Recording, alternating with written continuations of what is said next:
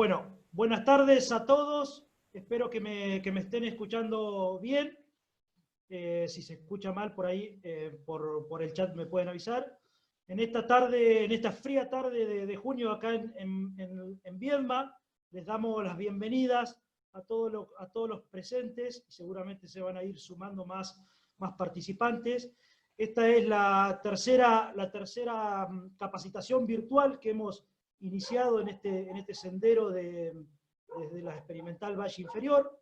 En este caso, hoy vamos a hablar un poco de lo que es pasturas y el manejo de las pasturas, principalmente los verdeos invernales y algunos modelitos de sistema de producción de carne. Básicamente, déjenme contarles, antes de dar inicio a la primera presentación, que contarles un poquito cómo va a estar estructurada la jornada de hoy. En una primera presentación, el ingeniero Raúl Barbarosa va a disertar o va a brindar información sobre los principales modelos de producción de carne en los valles de la Nor Patagonia y en los valles irrigados, y cómo encajan o el rol que tienen los diferentes recursos forrajeros en esos sistemas. A continuación, de mi parte, les voy a brindar una presentación sobre información referida que tenemos al manejo de verdeos inviernos, aspectos culturales principalmente que tienen que ver con la fecha de siembra, fertilización, densidad de siembra de los diferentes cultivares de verdeos. Y la tercera presentación, que será la última, Federico Moreira, desde el INTA Bordenave, les brindará información sobre las similitudes y algunas diferencias que tienen las diferentes especies, y dentro de las especies los diferentes cultivares de verdeos invernales. Eso es un poco cómo va a estar estructurada la charla. Y antes que nada, bueno, agradecerles a todo el equipo de acá de Valle Inferior, de la experimental, que arduamente trabaja toda la semana para que estas jornadas salgan de la mejor manera posible. Es una nueva ventanilla de oportunidad que nos ha brindado este contexto de pandemia en cuanto a la capacitación virtual, así que intentaremos aprovecharla. Y básicamente decirles que esta actividad de la jornada virtual que hoy estamos realizando se realiza en el contexto de dos proyectos que tiene la institución, el INTA principalmente.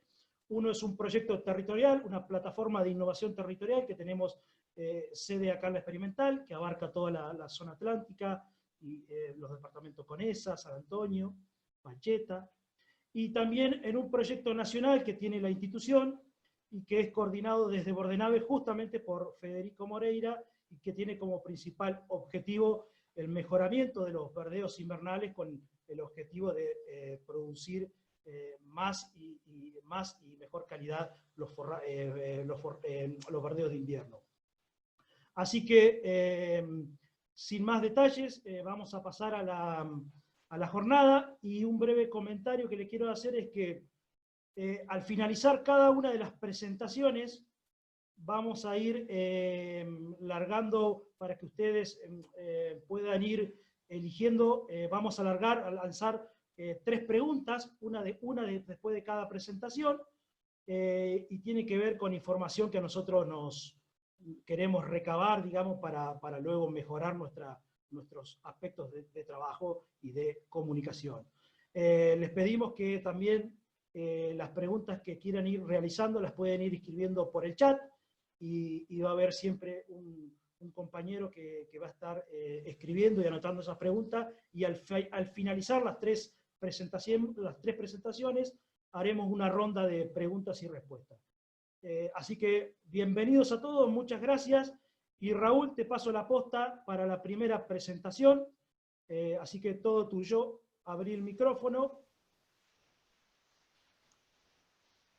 Bueno, gracias Juan, gracias Platea. Gracias por la invitación, por la oportunidad de volver al ruedo por un rato y tratar de contar un poquito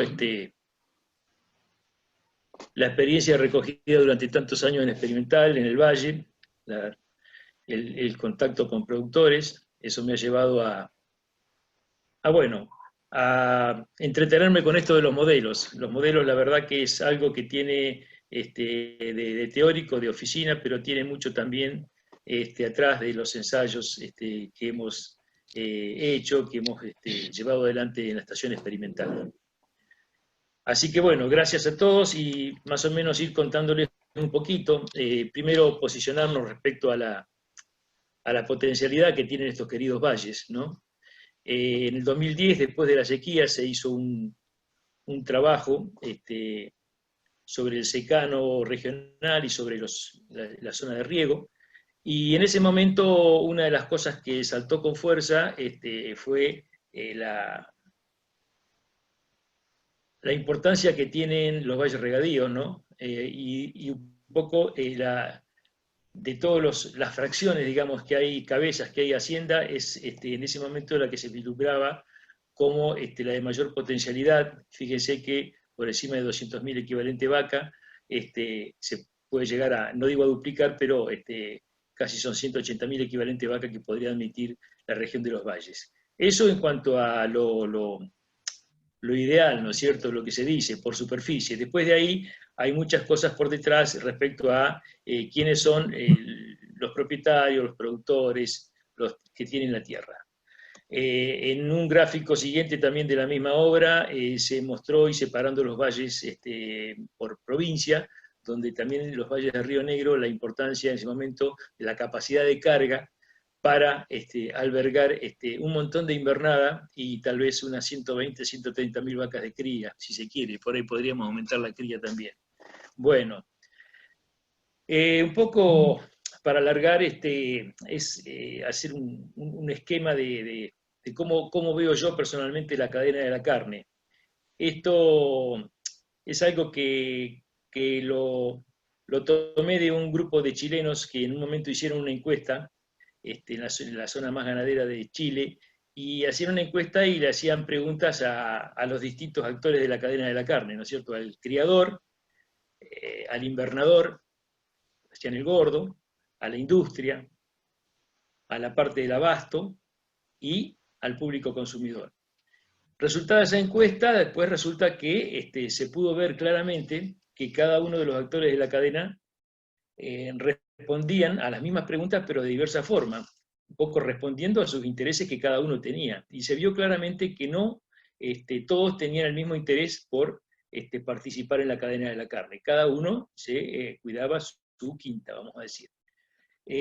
Acá traté de esquematizar cómo yo veo la cadena de la carne en la provincia, en la región, mejor dicho, y bueno, veo que hay un sector invernador muy chiquitito, con muy poca identidad, con productores o, digamos, actores que trabajan con la producción de carne, que no encajan muy bien en la cadena o no, digamos, están dando el rédito que uno desde afuera, desde la tribuna, estaría mirando. Pero una cosa es verlo como consumidor, en el caso mío, como profesional, y otra cosa es verlo como productor de algunos de los que, por ejemplo, me estarán escuchando. El gallego Liz, Norita, es otra cosa también importante.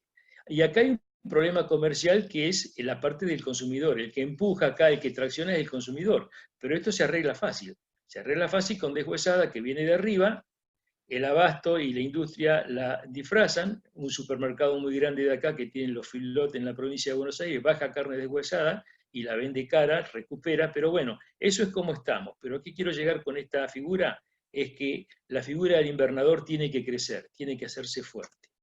Entonces, para mí, yo lo veo como, lo vi siempre como una oportunidad. Es un escenario que puede y debe crecer. Hoy hay una base pastoril, lo que hemos recorrido, lo que hemos dado vuelta, bajando desde Añelo para abajo, las veces que hemos ido a dar charlas allá arriba, Valle Medio, Alto Valle, bueno, todos tienen su quintita y hay muchas hectáreas de pasturas, de base alfalfa, sobre todo. Lo que sí se requieren nuevos sistemas de producción, más modernos, más ayornados, por supuesto que sean rentables. Mejorar la eficiencia de uso del agua, se riega, pero bueno, se podría regar mejor, hay un gradiente o una brecha entre lo que es la potencialidad de alfalfa en la región y lo que es la lo que logra sacar el productor. Y bueno, esa diferencia, ese gradiente en la producción de alfalfa entre el productor y lo que es lo potencial, se debe fundamentalmente a manejo, que no es poco, y al agua. Y por otro lado, optimizar la cosecha de pasto a diente. No lo he dicho yo, lo dice mucha gente, hasta Juancito Elizalde lo he escuchado, mucha gente que dicen que, bueno, que una parte de los kilos, sobre todo en la recría, cuando el animal es más eficiente convirtiendo pasto en carne, convendría hacerla a diente para después luego poder meterle algunos bombones, algún poco de grano para terminarlo, o de balanceado para terminarlo. Pero hay que hacer kilos baratos primero. Obtener kilos de carne a bajo costo. Eso es una condición muy importante. Con eso, el engranaje rojo lo pasamos a verde y podríamos lograr en un tiempo mejorarlo. Podríamos lograr, lo digo siempre, con la expectativa como técnico, ¿no? Y como consumidor. Otra de las cosas favorables que tenemos en la región es la zona es hermosa porque, digamos, tenemos una buena temperatura media, estamos en 14,1 creo de temperatura media, y tenemos un invierno que no es tan invierno y cada vez es menos. Fíjense que todavía no tenemos heladas este año, como pasó en el 2017, es como que estamos con un otoño o una entrada de invierno muy suave, con lo cual todavía hay crecimiento vegetativo. Y tenemos una mínima fuerte en el invierno, que es de 7,1, pero 7,1 que no es tanto, y que, digamos, para las carbono 3, para las templadas, nos permite lograr unas tasas de crecimiento muy, muy bajas, pero, qué sé yo, una vuelta en una pastura con trébol blanco y fetuca, en 60 días doy una vuelta al principio del invierno y casi terminando a la mitad. Pero bueno, quiero decir que estamos en una zona que nos ayuda mucho esta curva de temperaturas medias. Y da mucho para hablar, y para hablar de suma térmica en templadas, me pegué unos porrazos con algunas cosas que estuve haciendo, ya vamos a charlar, Juan. Y otra cosa importante está asociada con el agua, y está asociada con el uso consultivo de la alfalfa, y sabemos que necesita los 1400 milímetros, que por ahí son un poquito menos. Esto es una data vieja que tenemos de la experimental, pero muy realista respecto al uso consultivo de alfalfa de 1450 milímetros. Alfalfa en cualquier lugar donde la pongas está entre 40 y 80 milímetros por tonelada de materia seca, por kilo de materia seca, perdón. Bien. Repasar un poquito lo que es el ciclo de invernada, la clásica invernada corta, de 200 días, que ahora puede ser, yo creo que un poquito más, manejando mejor las pasturas base alfalfa, y después lo que es la invernada larga, que son otros 150 días poco más difíciles, y más caros tal vez por el tipo de pasto que hay que hacer, que nos llevan a tener el año calendario en base a pasturas. Dentro de eso, si repasamos los forrajes que podemos hacer en cada uno de los dos tramos, vemos que el de primavera-verano, otoño, de primavera, verano-otoño, podemos hacer más cosas, ¿no? Las pasturas base alfalfa, base tréboles, bueno, todo lo que ven ahí, y en el invierno tenemos un tramito un poquito más corto. Entonces, la elección se relaciona con el objetivo que tiene el dueño de la tierra, el que quiere hacer la empresita. Primero, si tiene un objetivo, es el grado de actividad comercial que le quiere o que le pretende dar, ¿no es cierto? Si es un tercer ingreso, o es para hacer alguna diferencia, o es para tener una vaquita de cría, o es para hacer una cadena de carnes con un frigorífico, por ejemplo. Entonces, depende de la escala, depende de la escala. Escala del sistema productivo es fundamental. Y cuando mejor está la escala aceitadita, más barato se diluyen algunos costos, con lo cual sale más barato también el kilo de carne. La otra es la relación insumo-producto, y cuando hablo de insumo, hablo del ternero, el que tiene que salir a comprar el ternero. El ternero de recompra hoy para la invernada está entre el 70 y 75% de los gastos que uno tiene en la chacra. Entonces, por eso es que le va mucho mejor al criador bajo riego o al criador que tiene campo de secano, porque tiene su propio ternero, con lo cual se ahorra de gastarse el 70% de los gastos de operativos del año en la compra del ternero, porque ya lo tiene. Entonces, es muy importante y da muy buen resultado el número de la vaca de cría o ciclo completo. No digo completo, pero sacando un ternero liviano, una ternera, digamos, recriada de la chacra. Y también el giro del capital en juego, es muy importante. Bueno, si uno tiene un capital, lo quiere poner en juego, pero tiene que ver cuál es el retorno. Al final de la presentación esta de hoy vamos a ver cuánto se retorna con los modelos que yo estoy presentando. Bueno, el modelo como herramienta permite comparar alternativas, contribuye en grado importante cuando se debe decidir por un proyecto, una actividad productiva, un negocio en particular. Se complica cuando se deben incluir imprevistos, que siempre los tenemos afuera de la tranquera, ¿no es cierto? Con cosas que nos pasan, como la falta de contratista, como algunos detalles que hacen que la zona no se desarrolle como se podría, justamente por cosas que nos pasan afuera del campo. Discúlpenme, voy a sacar esto acá. Bien.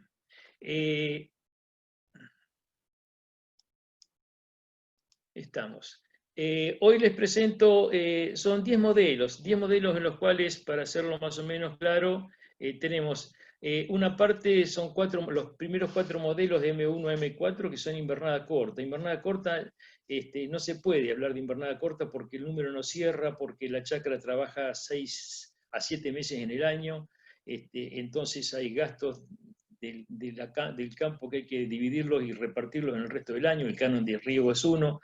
Entonces, la invernada corta la presentamos, hacemos el número para demostrar justamente que 240 a 230 días de invernada no sirven, y esas se hacen en base a pasturas base alfalfa fundamentalmente, como se muestra ahí arriba, ¿no es cierto? Acá estamos mostrando la fracción porcentual de un animal, por ejemplo, modelo 1 tiene acá el 95,6% de gasto de comida en pastura base alfalfa y el 4,4% de heno. Este es un heno que se le da al principio cuando entra para acostumbramiento al eléctrico y después directamente se manejan sobre pastura.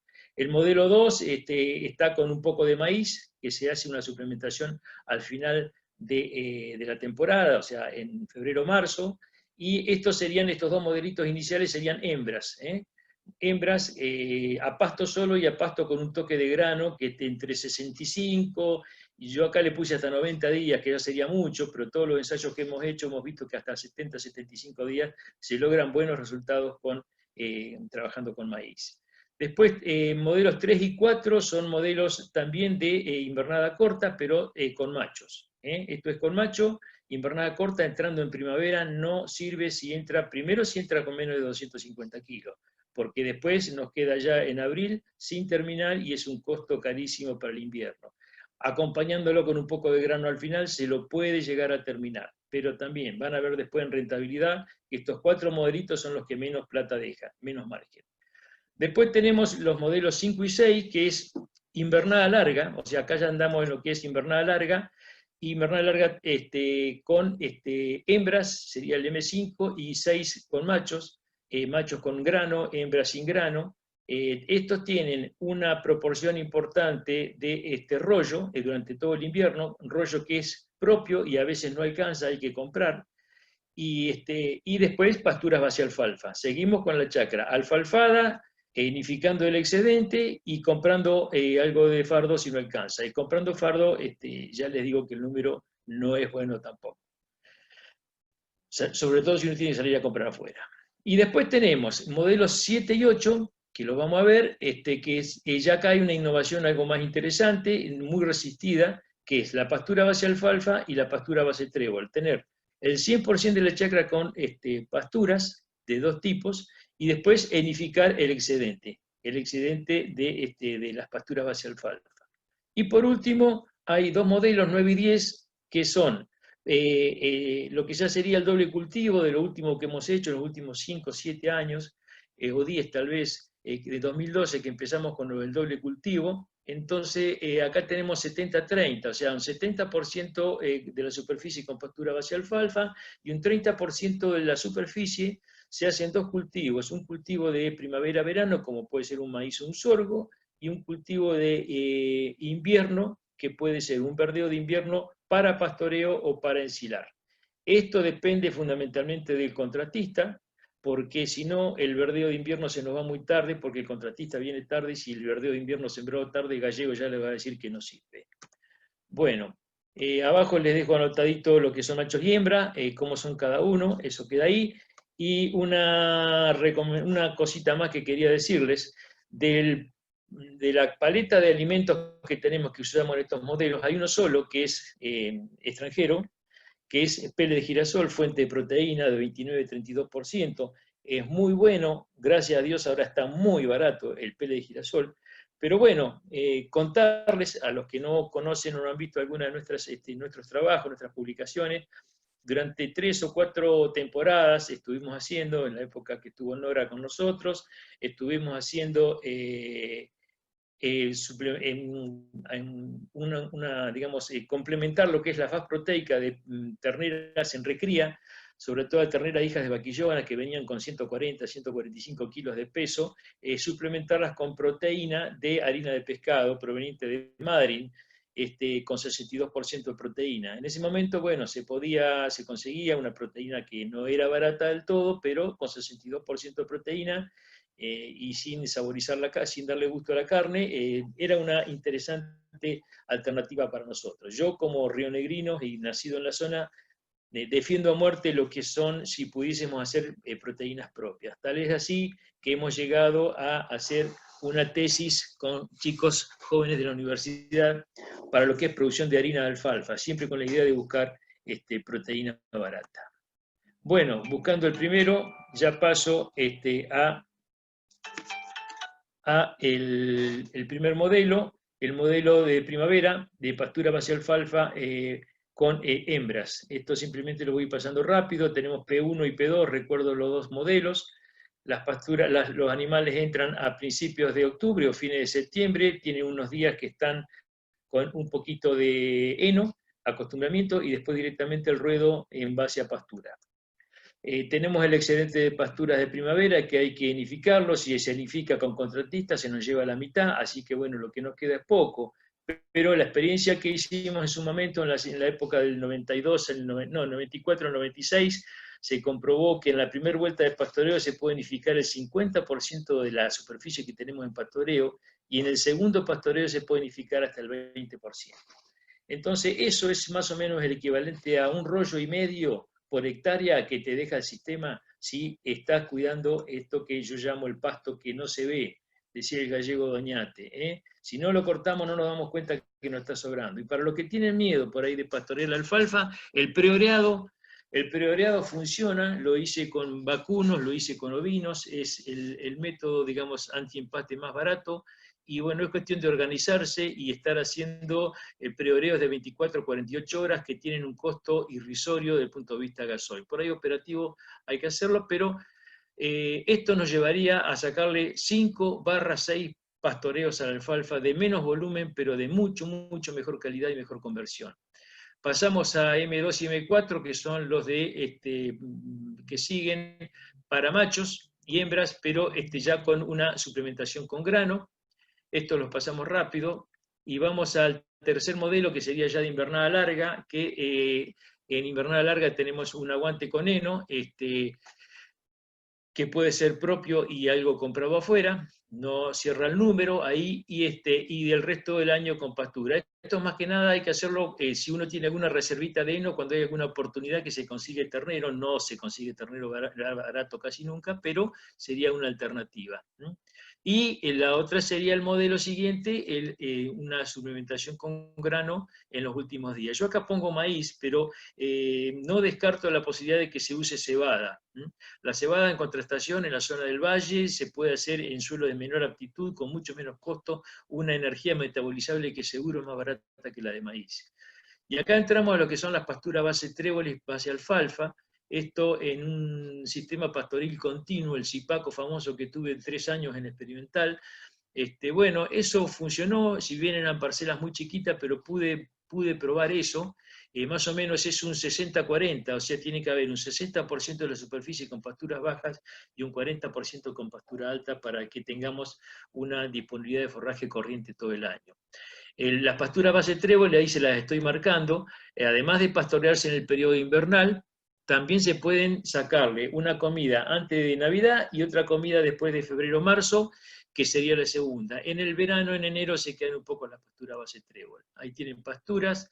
La neozelandesa, muy buena, fíjense la altura, 24 25 centímetros, son 2.000 kilos de materia seca, eso hay que entrar con 2.000, salir con 1.000, pero es poco pasto lo que se levanta, pero muy bueno. Este no está tan bueno, está pasado.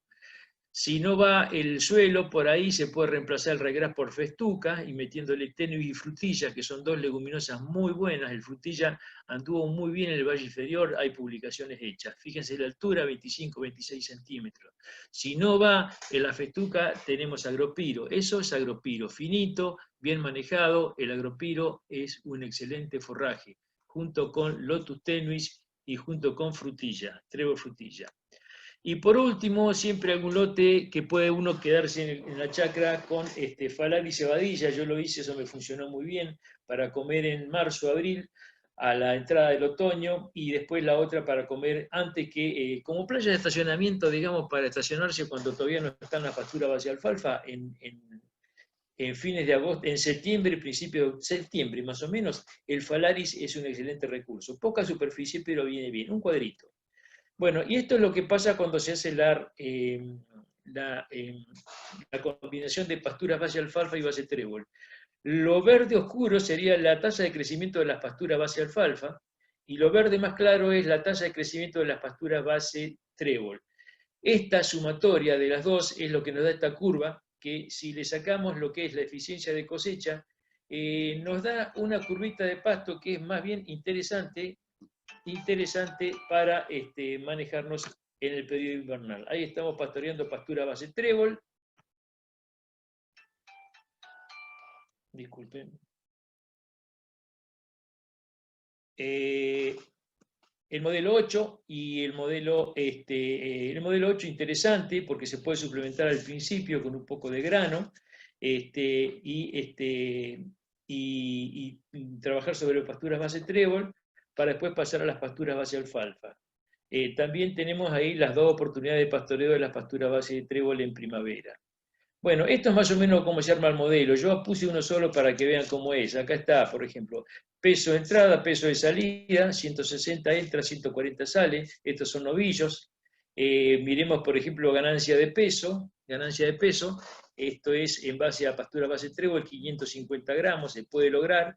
Pastura base alfalfa, fíjense que acá está P1 y P2, los dos 780 gramos. ¿Por qué 780 gramos? Porque estos 3 meses, los últimos 3 meses del final son de 850 gramos porque está acompañado por maíz, el 0,6% de lo que pisa, entonces tiene esta mejoría de ganancia. En total tenemos un promedio de ganancia en todo el ciclo de 680 gramos.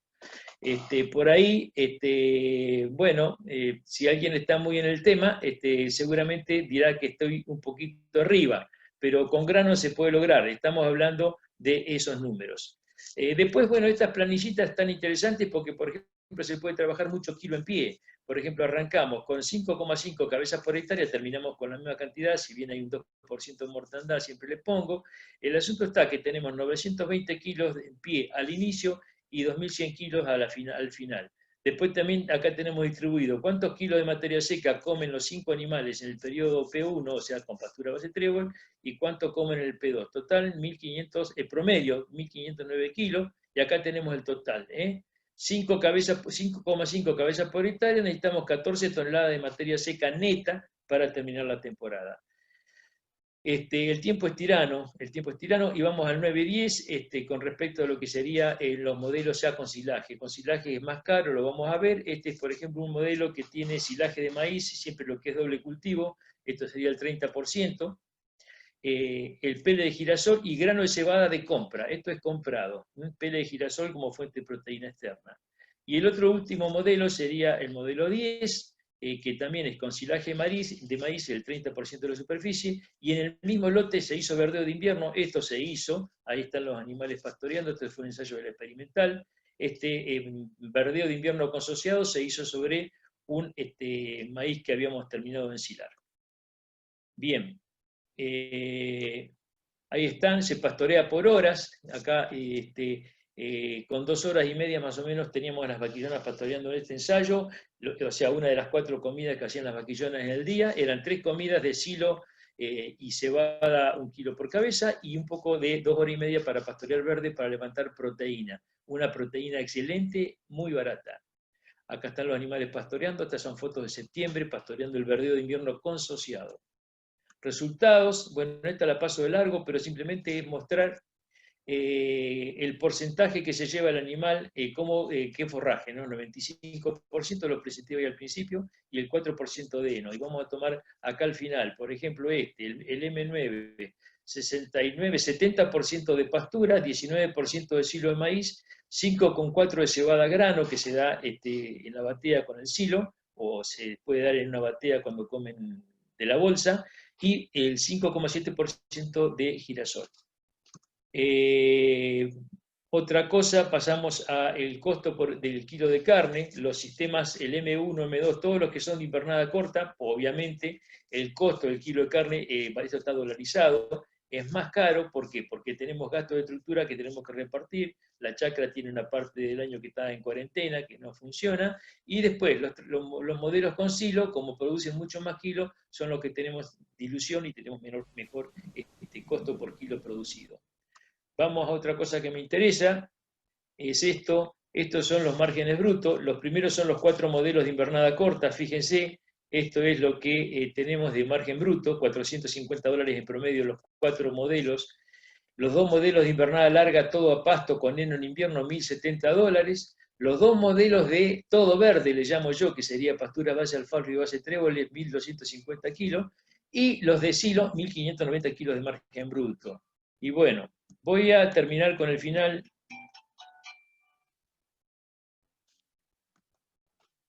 Con lo que sería el resultado económico.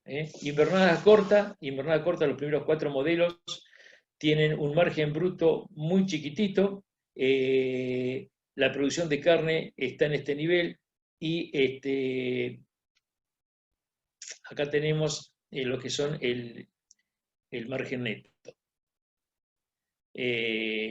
Después, las que son las invernadas en base a pasto, de 360 días, de las comunes, de las que se usaban antes, este es el resultado, y esto es la intensificada. La intensificada tiene mayor producción de carne, estamos en cerca de los 1.600, 1.700 kilos de carne, y tenemos un margen por cabeza, por hectárea, quiero decir, de 1.450, 1.500 dólares por hectárea. Y el margen bruto obviamente aumenta un poco. Esto, por supuesto, que para este tipo de modelo dependemos de contratistas. Este modelo es interesante, hay que mejorarlo, y bueno, y este modelo de ciclo corto no sirve, es antieconómico. Bueno, por aquí dejo, medio el tiempo es tirano, no me gusta trabajar así. Espero que queden contactos, que queden preguntas, y que estoy dispuesto a colaborar y bueno, y a informar de lo que quieran saber en alguna pregunta o en alguna relación que hagamos más adelante. Gracias.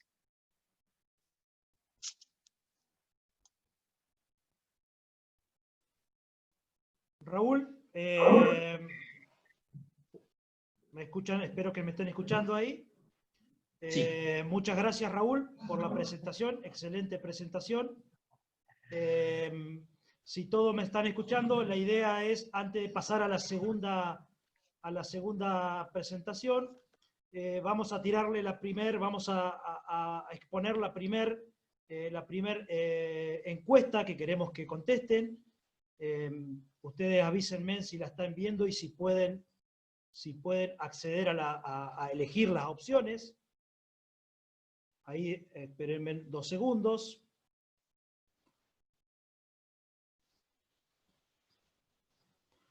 Les pido que alguno me diga si la están viendo y si pueden hacer la votación. Se ve perfecto, Gallego. Bien. Nos tomamos unos segundos para que puedan leer la pregunta y puedan contestar las opciones.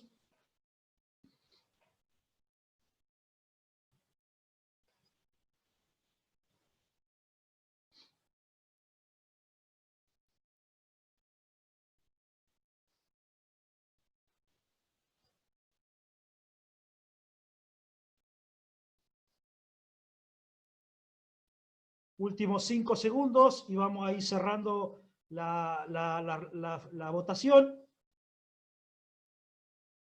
Acabo de cerrar la votación y simplemente para mostrarles y compartir los resultados, estas son encuestas muy cortitas que nos ayudan un poco a intentar conocer un poco la realidad y el contexto y el diagnóstico para futuros,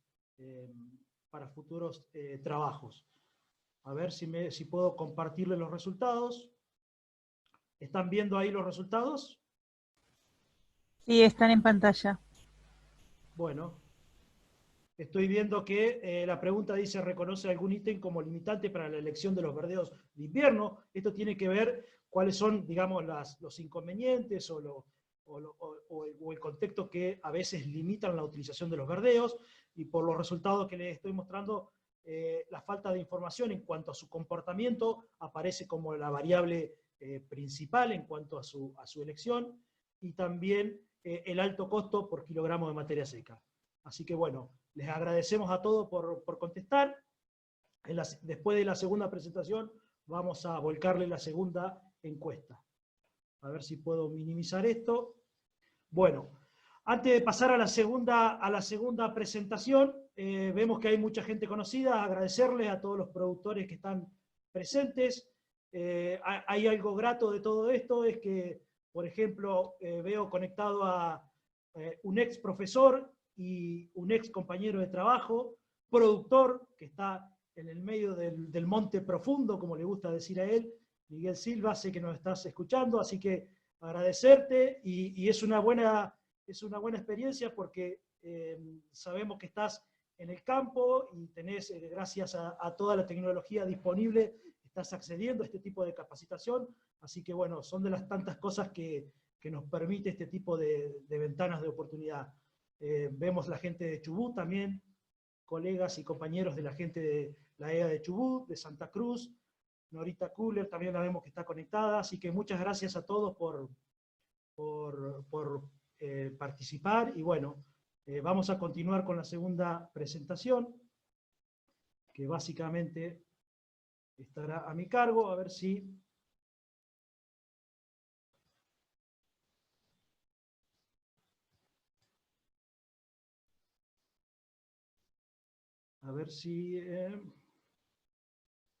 ténganme paciencia.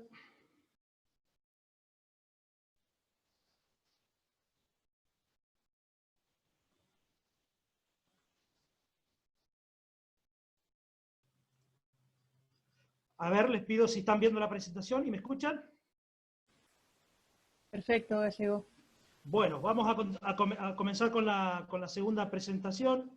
El título es ¿Cómo potenciar la producción de forraje de los verdeos de invierno en los valles irrigados?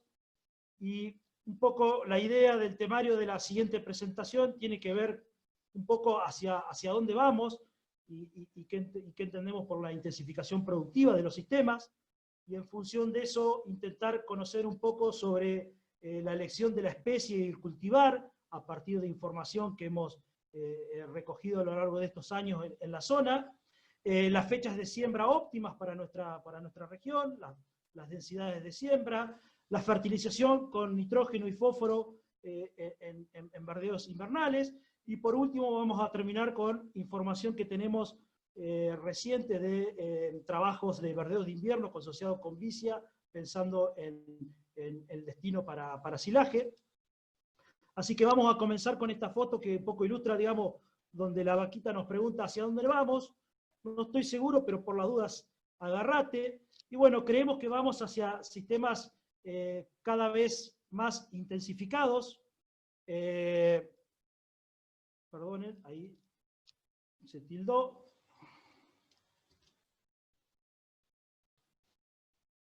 Perdonen, ahí se tildó, aguántenme un segundo.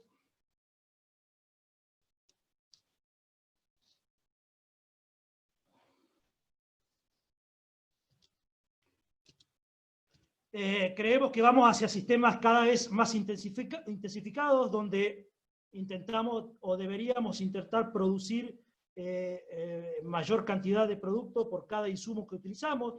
Básicamente tiene que ver en cómo usamos los factores de la producción, tierra, el capital y trabajo, y obviamente también cómo utilizamos la oferta ambiental que nos provee el ambiente, cómo lo hacemos cada vez más eficiente, y yo le sumé también el conocimiento y la tecnología que tenemos disponible en el medio, y obviamente que esta intensificación de los sistemas tiene que estar dentro de un marco de sustentabilidad ambiental. Es decir, intentar trabajar al sistema como un solo componente, donde el suelo, planta y animal sean un solo sistema y no como componentes aislados. Y en ese sentido, el objetivo principal obviamente que es producir mayor cantidad de forraje y eso convertirlo de manera más eficiente en carne. Hacia esos sistemas deberíamos ir, es decir, cómo con cada kilogramo de semilla, con cada kilogramo de insumo que utilizamos, con cada milímetro de agua que utilizamos, podemos producir más producto. En ese sentido, un poco para pasar al tema de manejo o aspectos culturales, la elección de la especie y el cultivar es un aspecto muy relevante y depende de muchos factores, pero yo básicamente acá les voy a mostrar 3 aspectos. Uno tiene que ver con el tipo de suelo, conocer un poco la aptitud de ese suelo, de qué condiciones edáficas tiene en cuanto a materia orgánica, condiciones de nitrógeno, disponibilidad de nitrógeno. El cultivo antecesor, a veces cuando venimos de cultivos de maíz para ensilaje, en la época en que se realiza el ensilaje también nos puede jugar de alguna manera para la elección de la especie a seleccionar a la siembra, pero también depende del punto crítico de la demanda de forraje. ¿En qué momento, digamos, del bache estacional, desde mayo a septiembre, necesitamos el forraje? Si lo necesitamos un poco sobre el otoño, si lo necesitamos más precisamente en junio, julio y agosto, que es la época invernal, o si lo necesitamos un poco para la salida del invierno, fin de agosto, principios de septiembre. En función de eso, este gráfico siguiente que les estoy mostrando muestra un poco la curva de producción y cómo se distribuye esa producción de forraje de los distintos verdeos.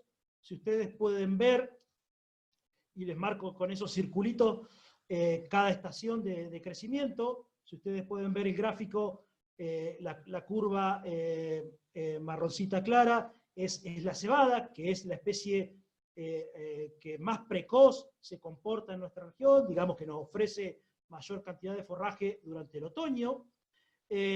Durante el invierno podemos contar con el triticale y el centeno, y también si uno mira a la salida del invierno, fin de agosto, principios de septiembre en adelante, el ryegrass es la especie que mayor potencial de producción de forraje expresa en nuestra región.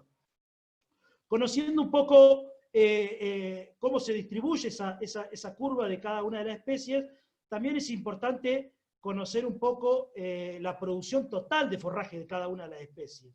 Y este es un resumen de muchos años de información y de muchos cultivares por cada especie, donde muestra básicamente que el ryegrass y el triticale son las especies de mayor potencial productivo en nuestra región, mientras que el centeno y la avena son especies de producción intermedia y la cebada es la de menor producción.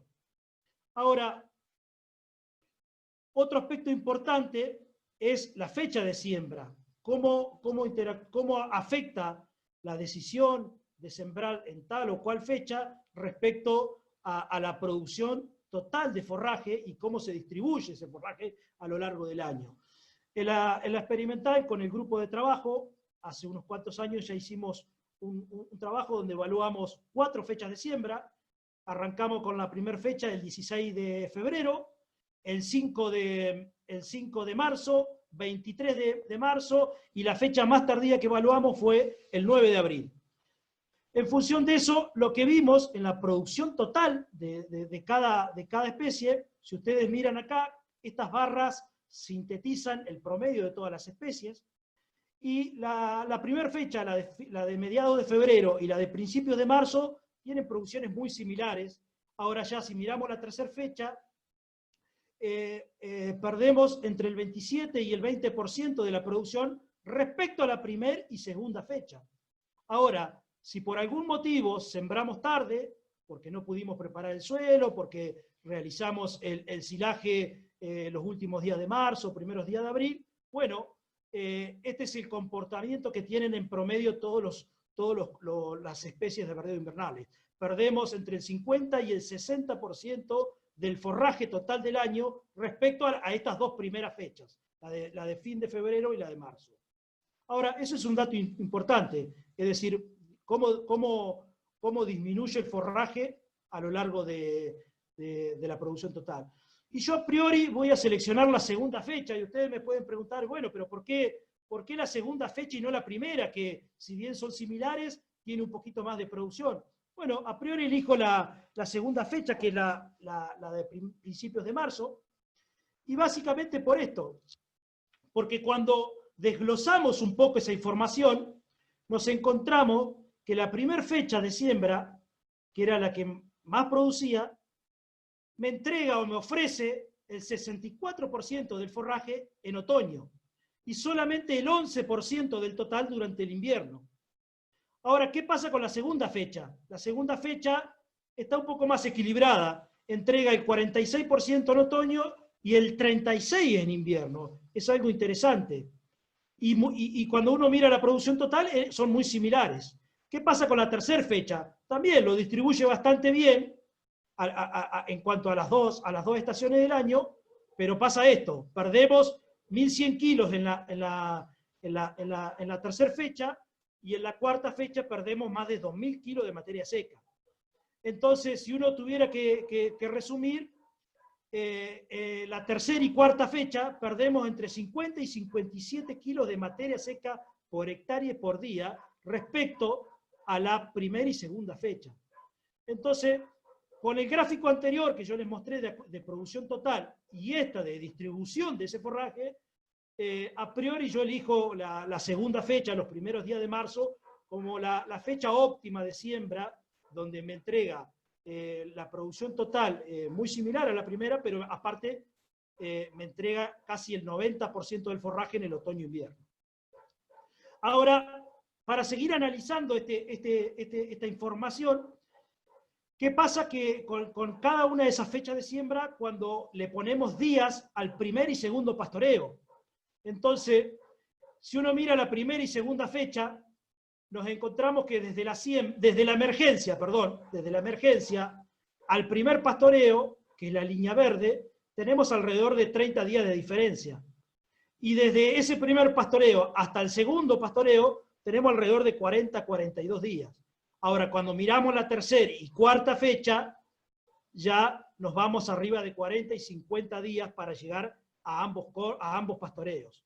Esta es una información importante que nos ayuda a decidir las fechas óptimas de siembra y poder ser más eficiente cuando hablábamos hoy de los recursos. Ahora, si uno mira qué ocurre con la distribución de forraje de cada una de las especies cuando elegimos la segunda fecha como la óptima, nos encontramos con que, sembrando los primeros días de marzo, en otoño, la cebada, como veíamos en el primer gráfico, la cebada es la especie que mayor cantidad de forraje nos ofrece en esta época. Y el triticale, la avena y el centeno son especies, digamos, más intermedias y equilibradas. Y acá, en el invierno, yo les señalé el ryegrass y le puse ojo, porque si uno mira este gráfico, así como se los estoy presentando, ustedes me podrían decir, bueno, pero en el invierno el ryegrass en nuestra zona, en los valles de la Nor Patagonia, es un forraje que es la especie que mayor cantidad de forraje nos ofrece. Sí, pero hay algo para considerar. Y eso para considerar es que esta expresión de producción de forraje la logramos a fines del invierno, sobre finales de agosto, primeros días de septiembre, donde cronológicamente estamos dentro del invierno, pero es muy a la salida del invierno. Entonces, ojo con este dato, es decir, cronológicamente está dentro del invierno, pero es muy hacia adelante. Entonces, tener cuidado con esta información en cuanto a cómo la leemos. Pareciera que el centeno y el triticale son las especies que mejor se comportan durante la época de junio, julio y agosto. Eso es si hubiéramos elegido la segunda fecha. ¿Qué pasa si por alguna razón sembramos la fecha tardía, primeros días de abril? Bueno, acá cambia un poco el patrón. Acá cambia el patrón de las especies, digamos. Pareciera que la cebada, si bien continúa siendo una especie que nos aporta mucho forraje en el otoño, la avena empieza a jugar otro rol. La avena empieza a tener otro rol y a comportarse de otra manera, y quizás si uno la mira entre las tres estaciones, en siembras tardías es la especie que mejor equilibrio presenta, ¿sí? Y notablemente la barrita gris, que es el triticale, también se expresa mucho más en invierno en fechas tardías. Entonces, toda esta información es muy importante para ser eficientes en cuanto al manejo. Algunas conclusiones parciales que ya fuimos hablando mientras le mostraba los gráficos, pero básicamente que la segunda fecha me ofrece el 90% del forraje versus el 85% de la tercera fecha, pero tengo 1.100, 1.200 kilos de diferencia entre una y otra. Y la primera fecha de siembra es la que mayor forraje me aporta, pero solamente el 11% nos las entrega, digamos, nos ofrece durante el invierno. Estas son algunas otras conclusiones. Durante el periodo invernal, tanto la avena, el centeno y el triticale serían las más aconsejables, digamos, para aprovecharlas, y la avena es la especie que mejor distribución presenta a lo largo del año en siembras tardías. Son algunas conclusiones parciales. Otro aspecto importante a tener en cuenta son la densidad de siembra que utilizamos en los verdeos invernales bajo riego en nuestros valles.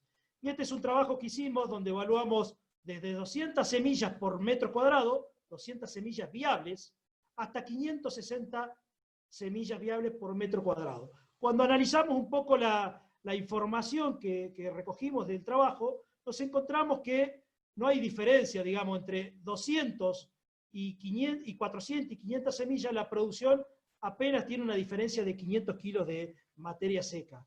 Entonces, a priori pareciera que esta, la densidad menor, 200 a 250 semillas, sería la óptima para la siembra de los verdeos, independientemente de cuál sea la especie. Para desglosar un poquito esa información, bueno, analizamos qué pasó en el primer corte de ese trabajo. Y cuando analizamos qué pasó en el primer corte, lo primero que analizamos, que es el gráfico de la izquierda, es la producción de forraje al primer corte. Y acá ustedes pueden ver que en este primer aprovechamiento hay una diferencia de 400 kilos de materia seca del tratamiento de 200 semillas versus el resto. Y cuando analizamos, digamos, o le buscamos alguna justificación, nos pusimos a contar un poco la cantidad o el número de macollos de cada tratamiento, y nos encontramos que en ese primer aprovechamiento el tratamiento de 200 semillas era el que tenía menor número de macollos. Tenía alrededor de 300 macollos por metro cuadrado. Perdón, tenía una diferencia de 300 macollos respecto a los otros tratamientos. Esta diferencia, a lo largo de todo el ciclo, cuando uno contabiliza el segundo y el tercer aprovechamiento, obviamente que se diluyó y estas diferencias no estuvieron presentes cuando uno analiza la producción total del año. Evidentemente hubo una compensación en el tratamiento de menos plantas, de menos número de macollos. ¿Qué pasa un poco cuando miramos la fertilización de estos cultivos? Bueno, para decidir el tipo y la dosis de fertilización, un poco tenemos que mirar las condiciones climáticas en las que estamos, básicamente la oferta ambiental en cuanto a temperatura. A partir de fines de abril hacia adelante, las temperaturas bajan drásticamente, por debajo de 10 grados, la media mensual de mayo está alrededor de 9, 10 grados, entonces es un aspecto importante a la hora de decidir el momento de la fertilización, evitar caer en esas fechas. La aptitud de suelo, porque ya les voy a mostrar hacia ahora adelante la respuesta que tienen algunos cultivos en cuanto a la fertilización nitrogenada, cuando la aptitud del suelo, digamos, tiene buen contenido de materia orgánica, buen contenido de nitrógeno total. El periodo de crecimiento, bueno, entender un poco cómo es la distribución de forraje, el primer gráfico que les mostré en la presentación. Las necesidades productivas, es decir, cuánto es lo que nosotros esperamos de producción de ese cultivo, y siempre está presente obviamente la relación insumo-producto en cuanto a la compra de ese insumo. Y también otro aspecto importante a tener en cuenta es el momento de aplicación. Si lo hacemos a la siembra, si lo hacemos al macollaje en otoño temprano, cuando las temperaturas todavía, cuando tenemos relativamente buena oferta ambiental en cuanto a temperaturas y radiación, o si lo hacemos a la salida del invierno, principios de primavera. Esos son algunos aspectos importantes a tener en cuenta a la hora de tomar decisiones en cuanto a la fertilización. Y para entender un poquito más, digamos, los requerimientos nutricionales de los verdeos invernales, cualquiera de ellos, la avena, la cebada, el centeno, nos encontramos que para producir una tonelada, o sea, 1000 kilos de materia seca de cualquiera de los verdeos, necesitamos alrededor de 20-30 kilos de nitrógeno, entre 2,5 y 3,5 kilos de fósforo, y si esperamos o pretendemos una producción de forraje de 6 toneladas de materia seca, tenemos que estar pensando de que el requerimiento de esas 6 toneladas de materia seca de alguno de los verdeos va a estar en este número, entre 120 y 180 kilos de nitrógeno y entre 15 y 20 kilos de fósforo por cada tonelada. ¿Eso quiere decir que se lo tenemos que brindar todo con fertilizante? No necesariamente. No necesariamente implica eso, porque en gran parte también se lo va a proveer la reserva que tengamos en nuestra materia orgánica, en el suelo, pero también tenemos que mirar un poco el balance de nutrientes. Tampoco podemos pretender que este requerimiento lo cubra siempre el suelo y sin tener en cuenta el sistema, digamos, el balance de nutrientes. Entonces, cuando miramos un poquito las diferentes respuestas de la fertilización en algunos cultivos, este es un trabajo que hicimos ya hace varios años con el grupo de la experimental, donde acá pueden ver el cultivo era un ryegrass y evaluamos 4 dosis de fertilización con nitrógeno, y si ustedes pueden ver 0, 75, 150 y 200 kilos de N. Ojo, esto es N, no es urea, esto es kilos de N. 75, si uno lo pasa al equivalente a urea, son alrededor de 150 kilos de urea. Y la respuesta fue muy baja, por no decir nula. Es decir, el testigo produjo muy similar al resto de los tratamientos. Cuando analizamos el suelo, obviamente que era un suelo que tenía arriba de 4% de materia orgánica, que tenía más de 0,2% de nitrógeno total. Entonces la respuesta fue muy pobre.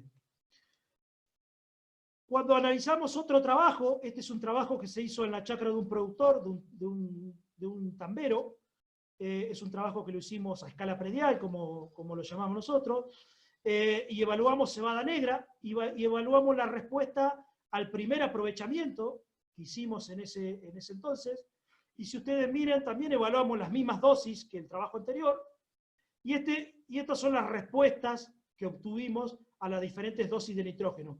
27% fue lo que obtuvimos con 75 kilos de N respecto al testigo.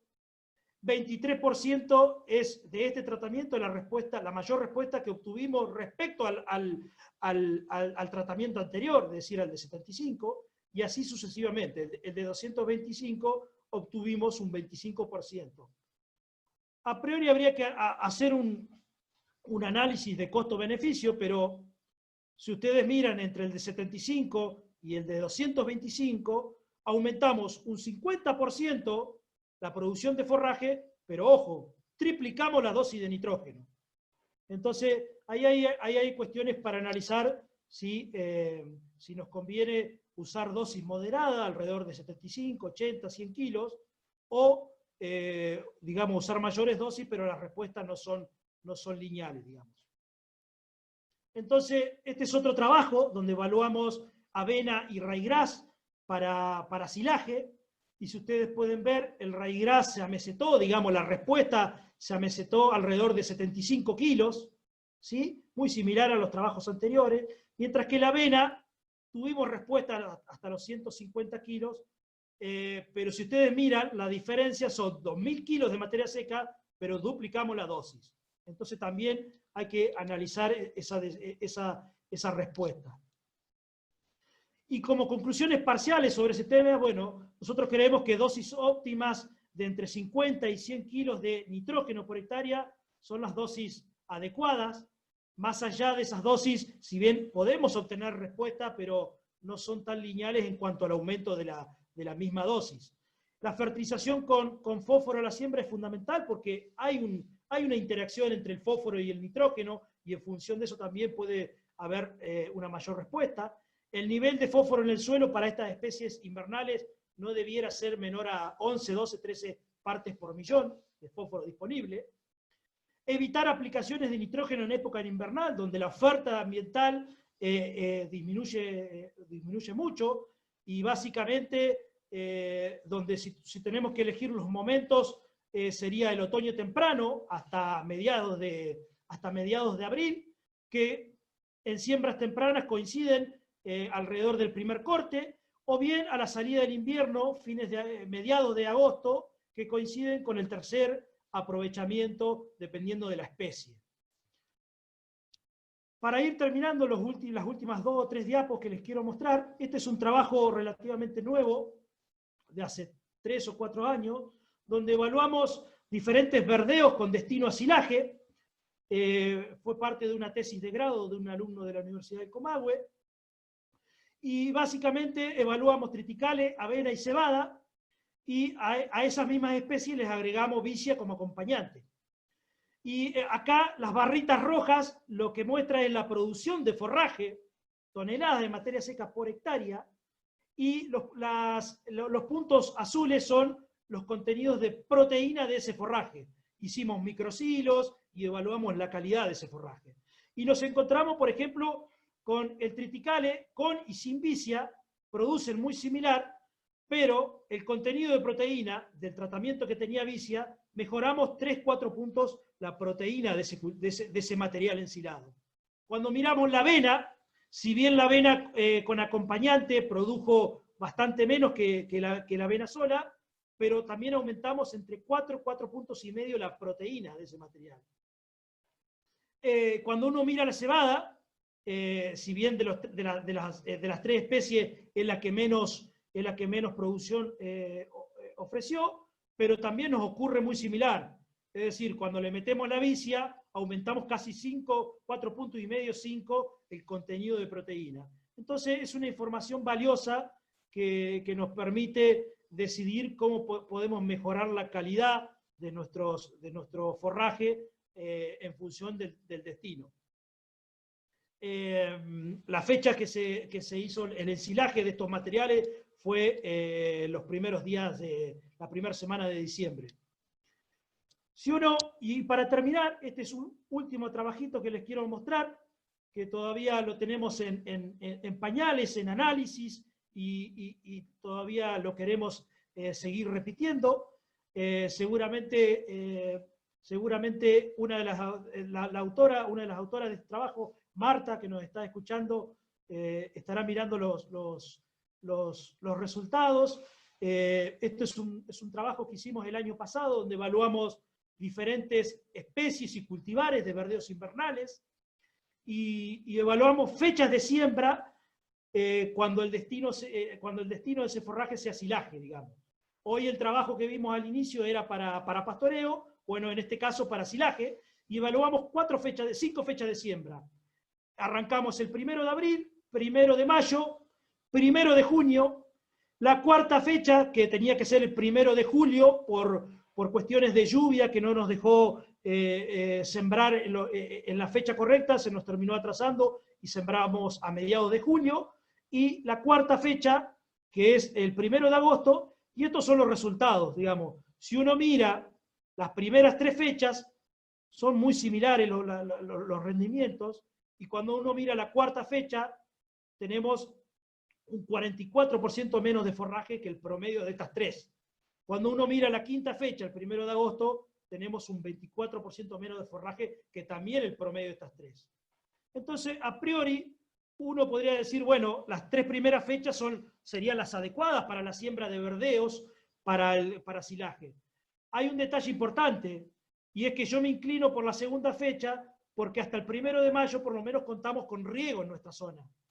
A partir del 10, del 15 de mayo, generalmente el sistema de riego de nuestra zona se corta por mantenimiento, entonces no disponemos de agua para el riego. Entonces, no es un detalle menor esta fecha de siembra, el 1 de mayo, porque podríamos aplicar el riego como manejo, digamos, y favorecer una mejor implantación y asegurarnos una determinada cantidad de agua en el perfil del suelo para pasar el invierno. Cuando desglosamos un poquito esta información, nos encontramos que estos son todos los materiales que evaluamos en ese mismo trabajo. Y por ejemplo, hay datos interesantes como el triticale-ona, que es uno de los materiales que mejor se expresa, y las dos avenas, Florencia y Paloma, que son materiales relativamente nuevos, que Federico en la presentación siguiente va a mencionar sus características, son los materiales que mejor se comportaron en general para las fechas evaluadas. También evaluamos una cebada cervecera y una silera. Y vamos al último dato, cuando miramos un poco la composición morfológica de cada uno de estos materiales en promedio de la fecha esa de siembra, nos encontramos con algunos resultados interesantes.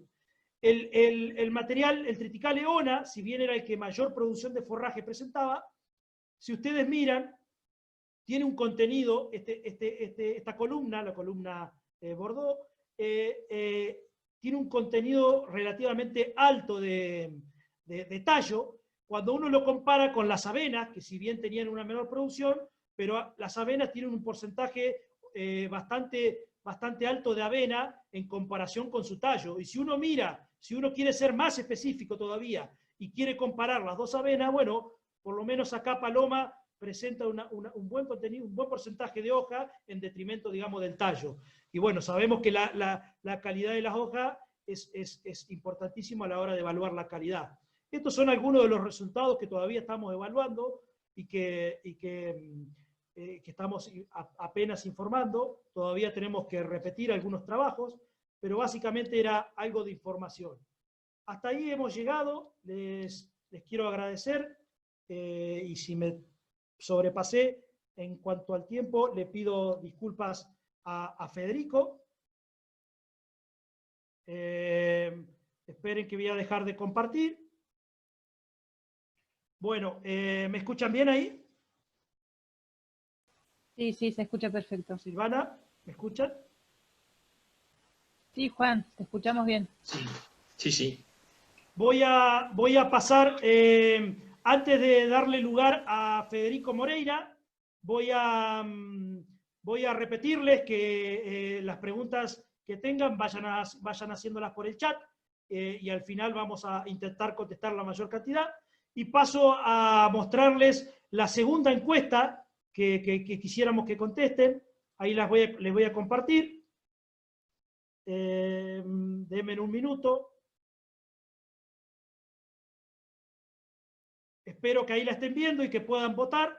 Están ya en condiciones de poder leer la pregunta y elegir las opciones que ustedes crean convenientes.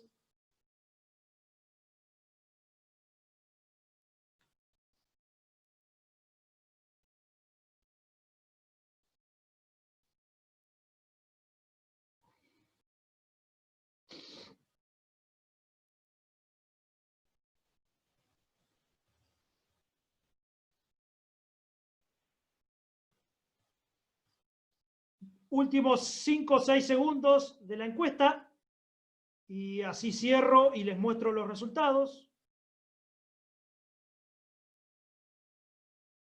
Ahí le comparto los resultados de la pregunta que le acabamos de realizar. Y la pregunta básicamente decía, ¿cuál es la principal limitante a la hora de conservar forrajes invernales, es decir, verdeos de invierno, para silaje?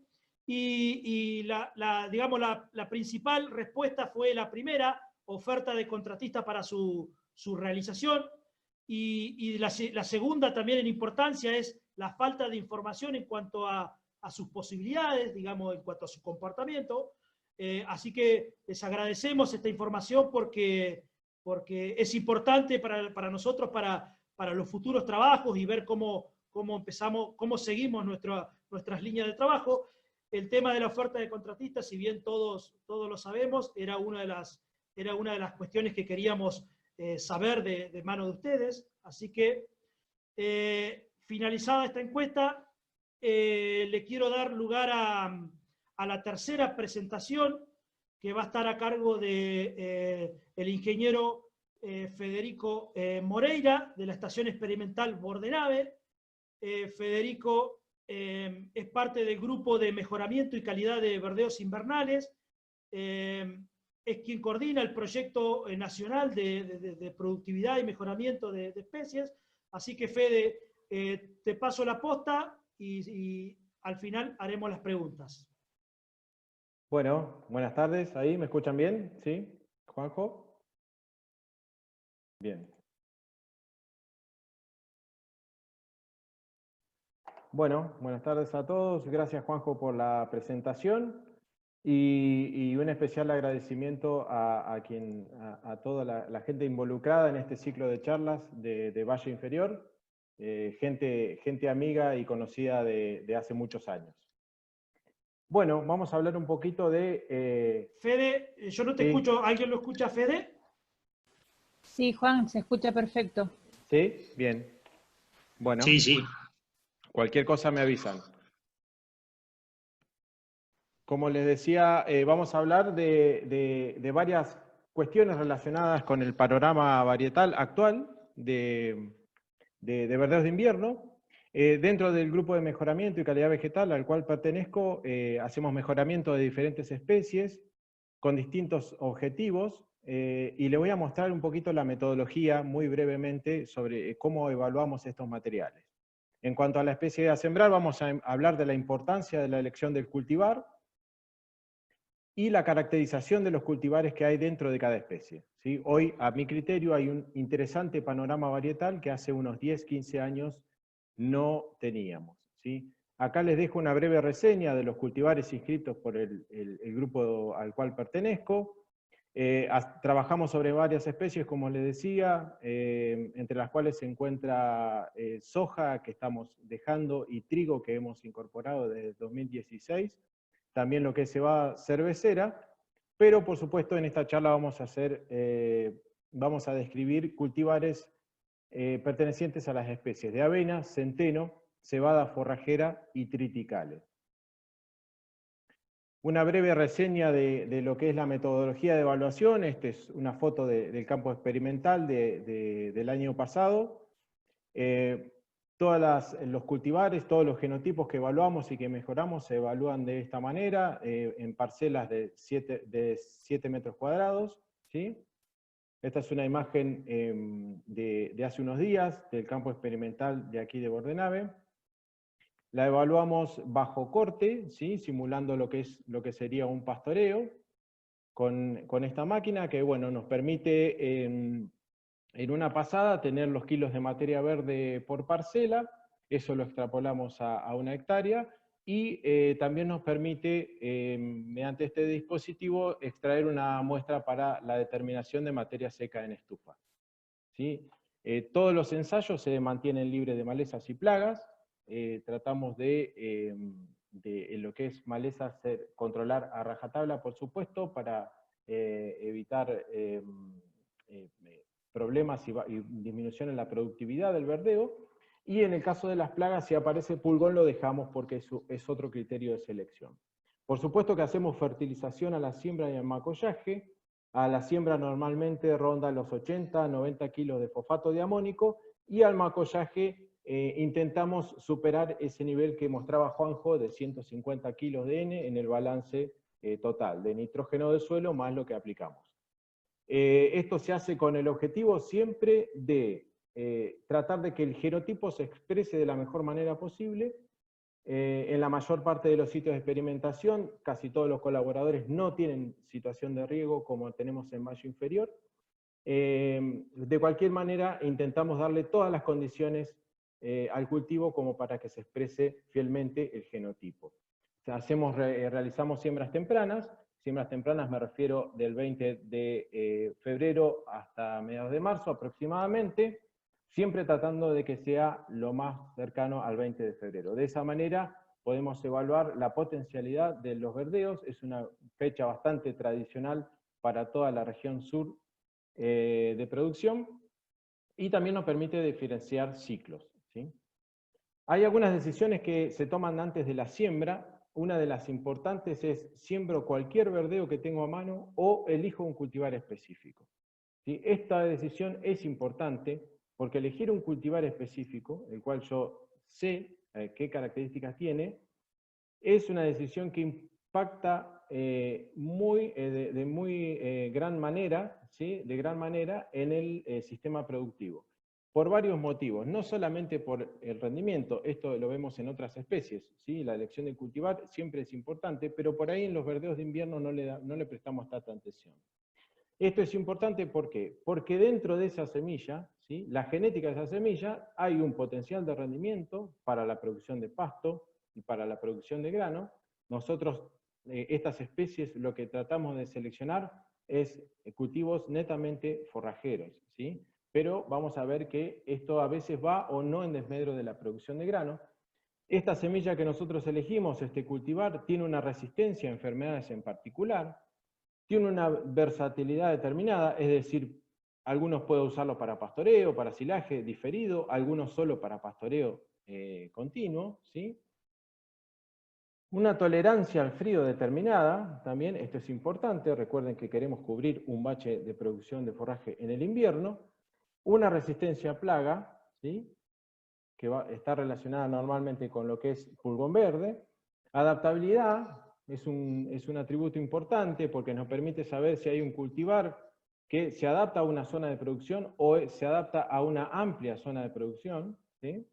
Y el ciclo, por supuesto. El ciclo lo dejo para el final, pero es uno de los aspectos más importantes porque determina en qué momento el cultivar me hace la oferta de forraje, ¿sí? Realiza la oferta de forraje y eso es una decisión importante en función de las necesidades que yo tenga durante la estación de crecimiento otoño, invierno, primaveral, ¿sí? Entonces, podemos abrir tres paraguas grandes, podemos hablar de ciclos cortos, con una importante producción otoñal, ¿sí? De ciclos intermedios, con una producción otoño-invernal un poco más marcada, como mencionaba Juanjo, con algunos materiales, y ciclos largos, es decir, producción en otoño, durante el invierno, y a la salida del invierno, durante la primavera, ¿sí? Esto podemos ejemplificarlo mediante estas tres imágenes, ¿sí? De producción: otoñal, otoño-invernal y otoño-invierno primaveral, para separar a grandes rasgos el ciclo de las especies.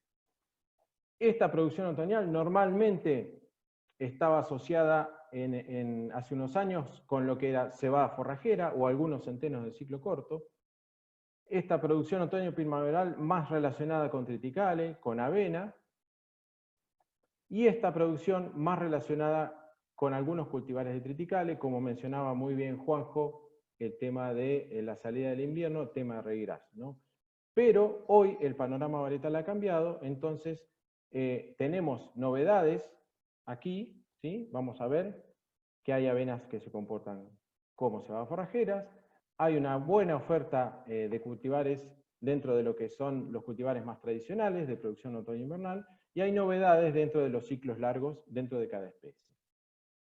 Vamos a comenzar con avena, ¿sí? Lo que vemos normalmente, sin riego, en condiciones de secano, en gran parte de la región pampeana, vemos que hay producciones a campo de 3.000 kilos de materia seca de avena, ¿sí? Esto normalmente está asociado con la utilización de cultivares muy antiguos, que incluso tienen más de 20 años en el mercado.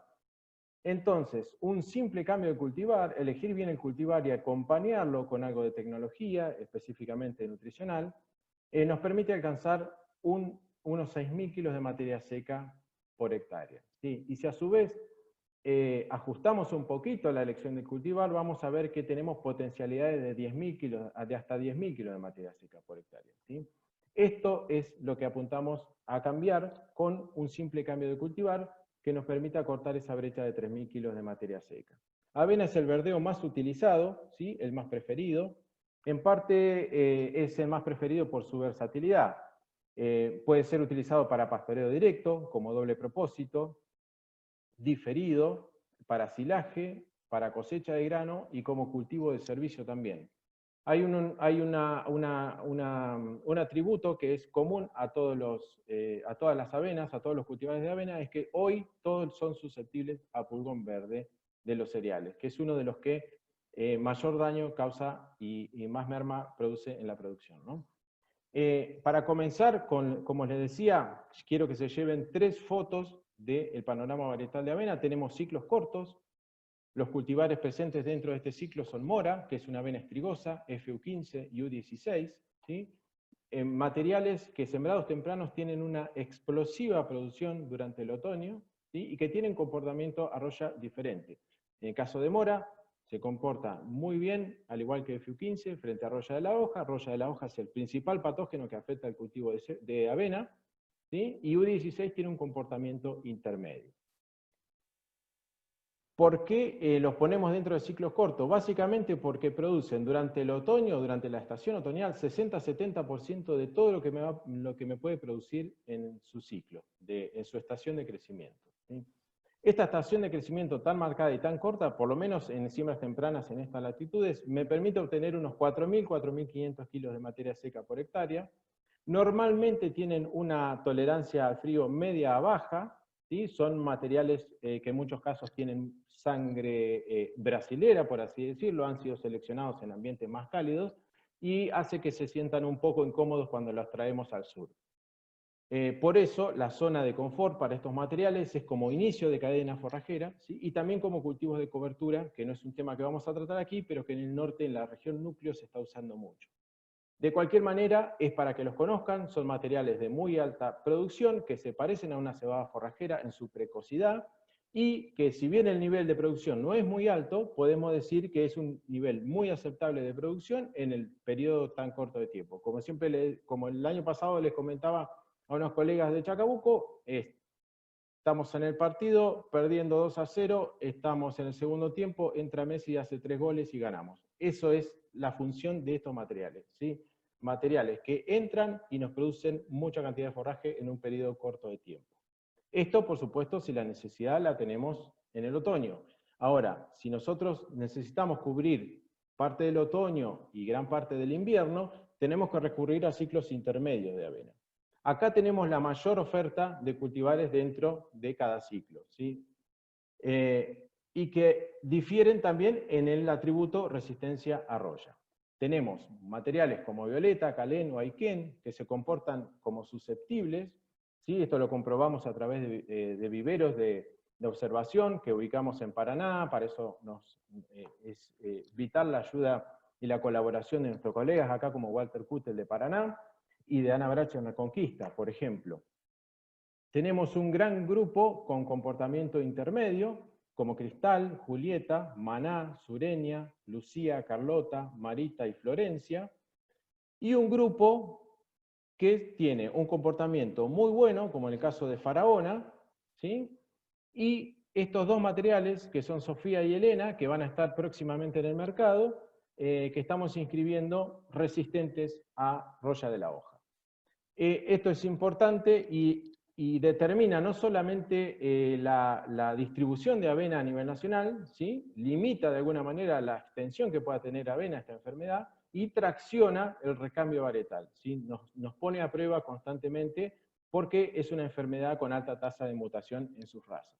A su vez, si miramos un poquito más finito dentro de este ciclo, vemos que hay ciclos intermedios y ciclos intermedios cortos, y también tenemos ciclos intermedios largos, ¿sí? Hay ciertos bemoles dentro de estos ciclos intermedios. Los intermedios cortos nos van a producir en otoño y en mitad de invierno, los ciclos intermedios largos en otoño y en pleno invierno, ¿sí? Para que ustedes tengan una diferenciación. Estos ciclos, ¿cómo los caracterizamos? Los caracterizamos así, porque la producción otoño-invernal es del 60-70% del total que me produce en su estación de crecimiento. Acá se eleva el potencial de producción, estamos hablando de 6.000, 8.000 kilos de materia seca, Y a pesar de haber sido en su mayoría seleccionados para la producción de forraje, esto no ha ido en desmedro de la producción de grano. Tenemos rendimientos de grano de entre 4.800 y 6.500 kilos por hectárea, ¿sí? En este caso, la tolerancia al frío es media alta, ¿sí? Algunos intermedios cortos tienen alguna susceptibilidad a frío, no muy marcada como en los ciclos más cortos, pero en general hay una buena tolerancia al frío y por eso producen durante esta estación de crecimiento que es tan complicada para ser producida, ¿sí? Baja radiación y normalmente bajas precipitaciones. Y la zona de confort, el uso tradicional, ¿sí? Siembras tempranas, se puede usar como diferido, también como grano y como silaje, ¿sí? Tienen bastante versatilidad estos ciclos. En el caso de los ciclos largos, la oferta es menor, como ustedes ven, tenemos 3 cultivares, que son Elizabeth y Paloma, que se comportan susceptibles a roya de la hoja, y Juana con un comportamiento intermedio. Hasta hace unos años, Elizabeth y Paloma eran casi los únicos cultivares con resistencia, y como les mencionaba, la alta tasa de mutación que tiene roya de la hoja hoy los convierte en susceptibles, y como siempre les digo, detrás de esta genética está la capacidad para alcanzar entre 8.500 y 10.500 kilos de materia seca por hectárea. Es decir, la genética la tienen, lo que tenemos que estar atentos es al manejo de la enfermedad.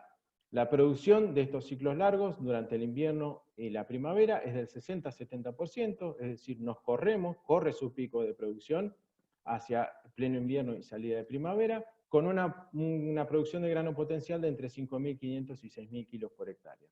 En este caso, la tolerancia al frío es muy alta de estos ciclos largos, y por supuesto la zona de confort son siembras tempranas, con una gran versatilidad en su uso, ¿sí? Este ciclo largo siempre está asociado a buena versatilidad.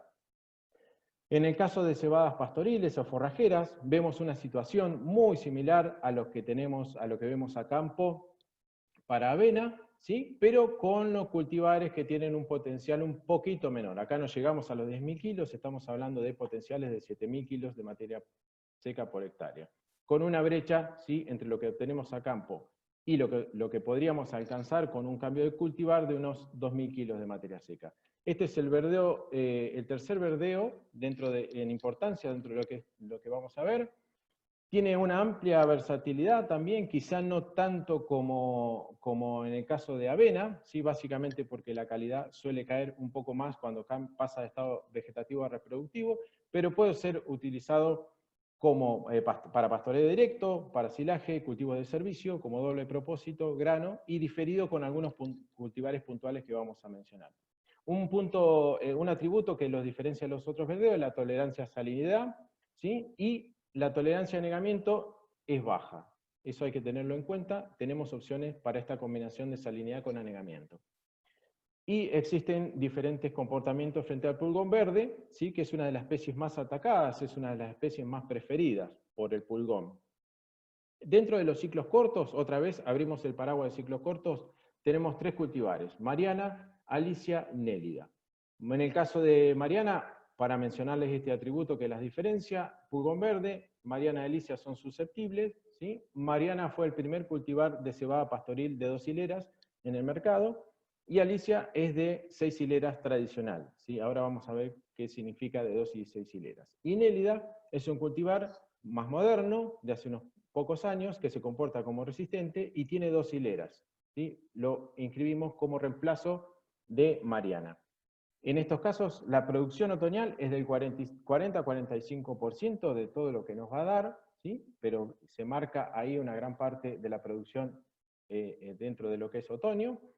La producción de forraje potencial, similar a los ciclos cortos de avena, 4.000, 5.000 kilos de materia seca, pero tienen que tener en cuenta que los produce en un momento que si yo lo necesito es muy importante, ¿sí? Si bien los niveles no son tan altos. La tolerancia a frío es media alta, podemos decir que Mariana y Alicia pueden llegar a tener algún problemita de frío, no es así el caso de Nélida, y la zona de confort es el inicio de cadena y siembras tardías, ¿sí? Siembras tardías, como decía bien Juanjo, son materiales que estos ciclos cortos que responden a ese cambio de fecha y sostienen buenas tasas de crecimiento. Aquí vemos la diferencia entre lo que puede ser un material susceptible a pulgón verde y un material resistente, como por ejemplo Nélida, ¿no? ¿Sí? En algunos casos, este es un caso extremo, La susceptibilidad implica la muerte de planta directamente. Recuerden que no solamente inyecta virus el pulgón, sino que también inyecta saliva tóxica que torna cloróticas y eventualmente necróticas las hojas. Y aquí vemos la diferencia entre las espigas de 2 y 6 hileras. Las espigas de 2 hileras, con solo una flor de las 3 disponibles por artejo fértiles, y las otras no producen, y en el caso de la cebada pastoril, las que tienen 6 hileras, las 3 flores fértiles. Normalmente son espigas más cortas, más duras, ¿sí? Para trillar, para cosechar, son un poco más complicadas. En el caso de ciclos intermedios, tenemos solo a Huilén, que se comporta como susceptible a pulgón verde, y es un material de 6 hileras. En este caso, la producción otoño-invernal ronda los 60% del total que nos puede ofertar este material. Y en el caso de ciclos largos, tenemos dos cultivares, que son Rayén y Trinidad. Los dos se comportan como resistentes a pulgón verde, y los dos son materiales con espiga de 6 hileras, ¿sí? En este caso, estos dos producen durante el invierno y la primavera el 60-70% de lo que nos puede ofrecer el material, con una producción potencial de forraje de entre 5.500 y 7.000 kilos de materia seca, ¿sí? Con estos cultivares son los con los que alcanzo la mayor producción dentro de lo que es cebada pastoril. La tolerancia al frío es muy alta, esto lo marco porque cultivares viejos normalmente tenían algún problema con el frío, y la zona de confort, por supuesto, que son siembras tempranas, ¿sí? Como para que el material se exprese y exprese toda su genética en la producción de pasto. En este caso puedo usarlo para diferido, para silaje y como doble propósito, especialmente estos dos ciclos largos, ¿sí? Acá vemos una diferencia en comportamiento a frío. Por ahí si alguno hace cebada cervecera, por ejemplo Andrea, es un cultivar que normalmente tiene problemas con el frío. Estos son fotos del año pasado. Aquí vemos la comparación de cebadas tipo cerveceras, ¿sí? Y cebadas pastoriles. En estado vegetativo, ¿sí? Con heladas de 8 o 9 grados bajo cero como tuvimos el año pasado, bajo siembra convencional, ¿sí? Aquí vemos un detalle. Aquí empezamos a tener problemas, ¿sí? Con el frío, y vemos que las cebadas pastoriles se mantienen sin ningún síntoma, no acusan el golpe de las heladas. Esto se puede magnificar en la medida que tengamos cobertura en el suelo, ¿sí? En siembra directa. En el caso de centeno, la situación por supuesto que es similar a la que veíamos en el resto de las especies, ¿sí? La brecha a cortar entre lo que tenemos a campo y lo que podríamos obtener es de 2.000 kilos de materia seca, con un potencial de 8.000 kilos de materia seca con los cultivares más nuevos. Este es el segundo verdeo más importante si consideramos la superficie que dicen las estadísticas oficiales, ¿sí? Yo creo que eventualmente se va a estar convirtiendo en el primer verdeo más importante por su importancia dentro de lo que es cultivo de cobertura. Es una especie de gran rusticidad frente al frío y estrés hídrico, ¿sí? Esto es ampliamente conocido para esta especie. Su versatilidad es mucho más acotada, podemos usarlo para pastoreo directo, están seleccionados para pastoreo, y como cultivo de servicio, como les mencionaba anteriormente, brindando servicio de cobertura y control de malezas, ¿sí? Compite muy bien con las malezas que han generado resistencia en los sistemas de producción, por su agresividad, ¿sí? Y también por la liberación de sustancias alelopáticas a nivel radical. Es una especie que tiene una alta eficiencia en el uso de agua, ¿sí? Puede producir mucha materia seca con bajo uso de agua, ¿sí? Y es una de las especies que más calidad pierde cuando pasa de estado vegetativo a reproductivo. Dentro de lo que es ciclos cortos, ¿sí? Otra vez el paraguas de ciclos cortos, vemos de gran producción otoñal, tenemos a los cultivares Guillermo, Ricardo, Don Ewald, Quehue y Don Tomaso, que es quizás la novedad, con distintos niveles de diploidia. Esto no tiene ninguna relevancia a nivel productivo, simplemente sepan que los cultivares que son diploides tienen semilla más pequeña y hoja más fina, y los cultivares tetraploides tienen ese efecto Giga que les ofrece la doble dotación cromosómica, que les permite tener semilla más grande y hojas más grandes. Esto tiene alguna implicancia en los kilos por hectárea a sembrar, pero no vemos diferencias a nivel productivo asociados con el nivel de diploidía. Estos ciclos cortos tienen una producción otoñal de 60% de todo lo que me ofrece el material. con una producción potencial de forraje de entre 4.500 y 6.000 kilos de materia seca. En este caso, la selección muy a favor de lo que es la producción forrajera, ¿sí? Muy forrajeros estos materiales, ha ido en detrimento de lo que es la producción de grano, y a esto se suma también que centeno es la única especie de las que vamos a charlar hoy que no es autógama, es decir, que necesita la fecundación cruzada entre plantas, y eso es un momento crítico para la fijación de los granos. ¿Sí? Cualquier estrés hídrico, un estrés por frío, un golpe de calor o la presencia de roya del tallo, que normalmente puede afectar a esta especie, nos produce una merma en el rendimiento en grano que puede ser grave, ¿sí? Puede ser grave. En el caso de roya tenemos que monitorear muy bien, y eso hace que la producción de grano potencial ronde los 2.000, 2.500 kilos por hectárea. Como les mencioné antes, por supuesto tiene una alta tolerancia al frío, y la zona de confort es el inicio de cadena. Siembra tardías, ¿sí? Siembras tardías responde muy bien, y cultivos de cobertura. Dentro de los ciclos intermedios tenemos a Don José, Fausto, que tuvo un buen impacto en los sistemas de producción, Don Norberto y Camilo, ¿sí? Con diferentes niveles de ploidía, con la diferencia de que estos ciclos intermedios nos producen el 60% durante el otoño y el invierno. Y dentro de los ciclos largos tenemos a uno solo, ¿sí? Que hemos inscrito ya hace unos años, que es Emilio Inta, es el cultivar de ciclo más largo de todos los centenos. En este caso es diploide, y tiene una producción invierno-primaveral del 70% aproximadamente del total que me puede ofrecer durante la estación de crecimiento. Con estos cultivares intermedios y largos, la producción de forraje potencial ronda los 7.000, 8.000 kilos de materia seca por hectárea, con una producción de grano que ronda los 2.500 kilos de grano por hectárea. ¿Sí? Alta tolerancia al frío, por supuesto, y en este caso, a diferencia de los ciclos cortos, la zona de confort son siembras tempranas, donde yo pueda hacer un pastoreo directo, ¿sí? sin riesgo prácticamente de que se encañe, ¿sí? Por supuesto, disminuyo el riesgo sembrando Emilio. Si tenemos Fausto, Camilo, por ahí tenemos que mantener a rajatabla el diente sobre el verdeo para que no pase a estado reproductivo. Y en el caso de Emilio también podemos hacer un diferido o eventual doble propósito, que no es tan utilizado en centeno. Y finalmente, en lo que es la especie Triticale, podemos decir que en su mayoría, o la mayor oferta varietal dentro de esta especie, corresponde o sigue un patrón de producción similar a esto que ven aquí, ¿sí? Es decir, en general podemos decir que producen durante el otoño, durante el invierno, como bien marcaba Juanjo, y a la salida del invierno, ¿sí? Son normalmente cultivares que se complementan muy bien con verdeos más tradicionales. Este es el cuarto verdeo en importancia. A diferencia de las otras especies, es una especie creada por el hombre, mediante la cruza de centeno con trigo.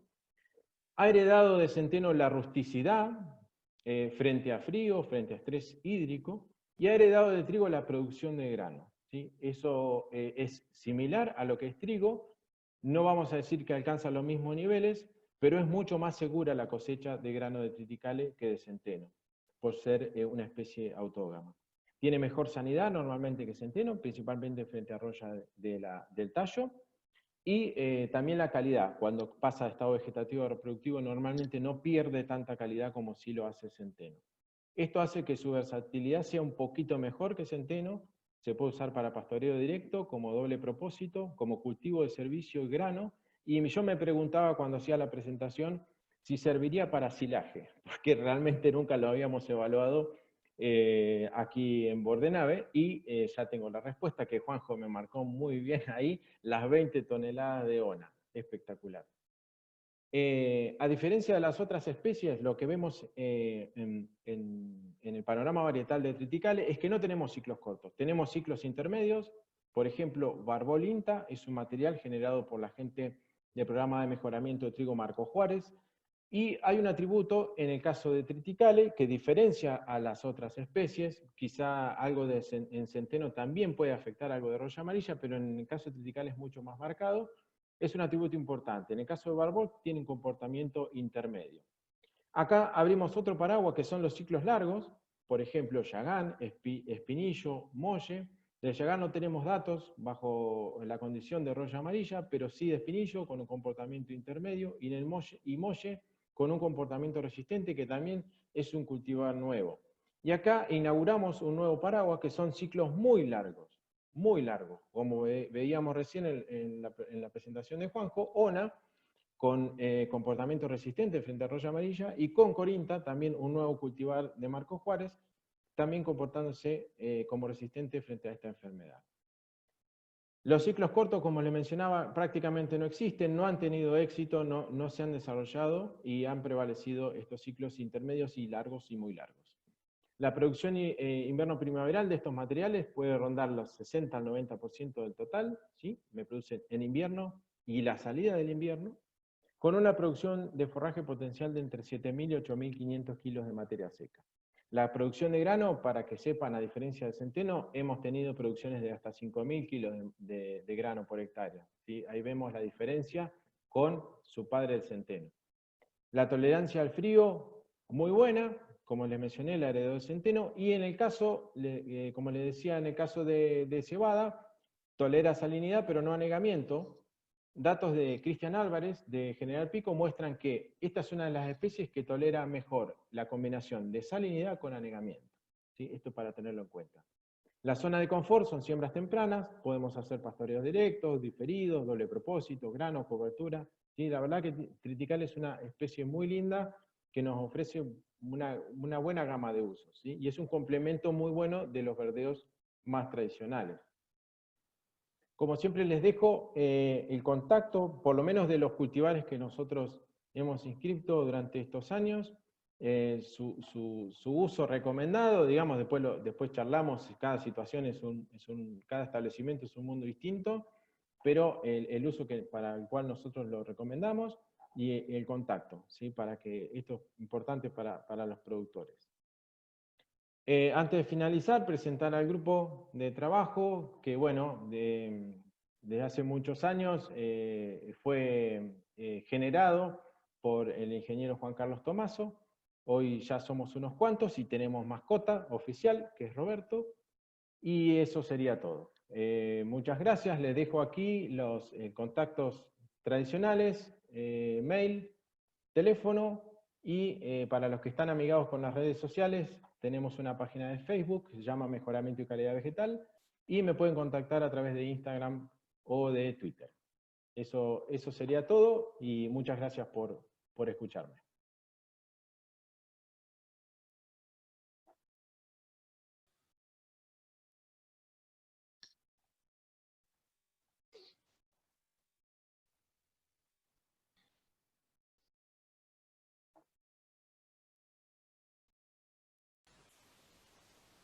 Continuamos, Gallego, con la charla.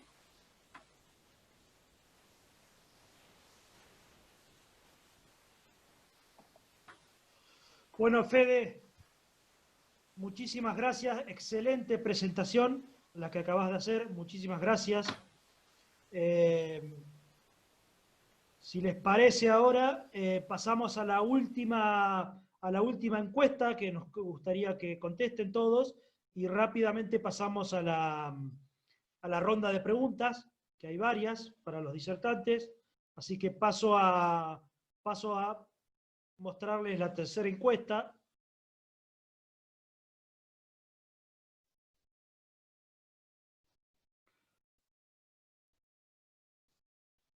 Espero que ahí la estén viendo. Esa es la tercera encuesta, ya pueden contestarla, y rápidamente les mostramos los resultados.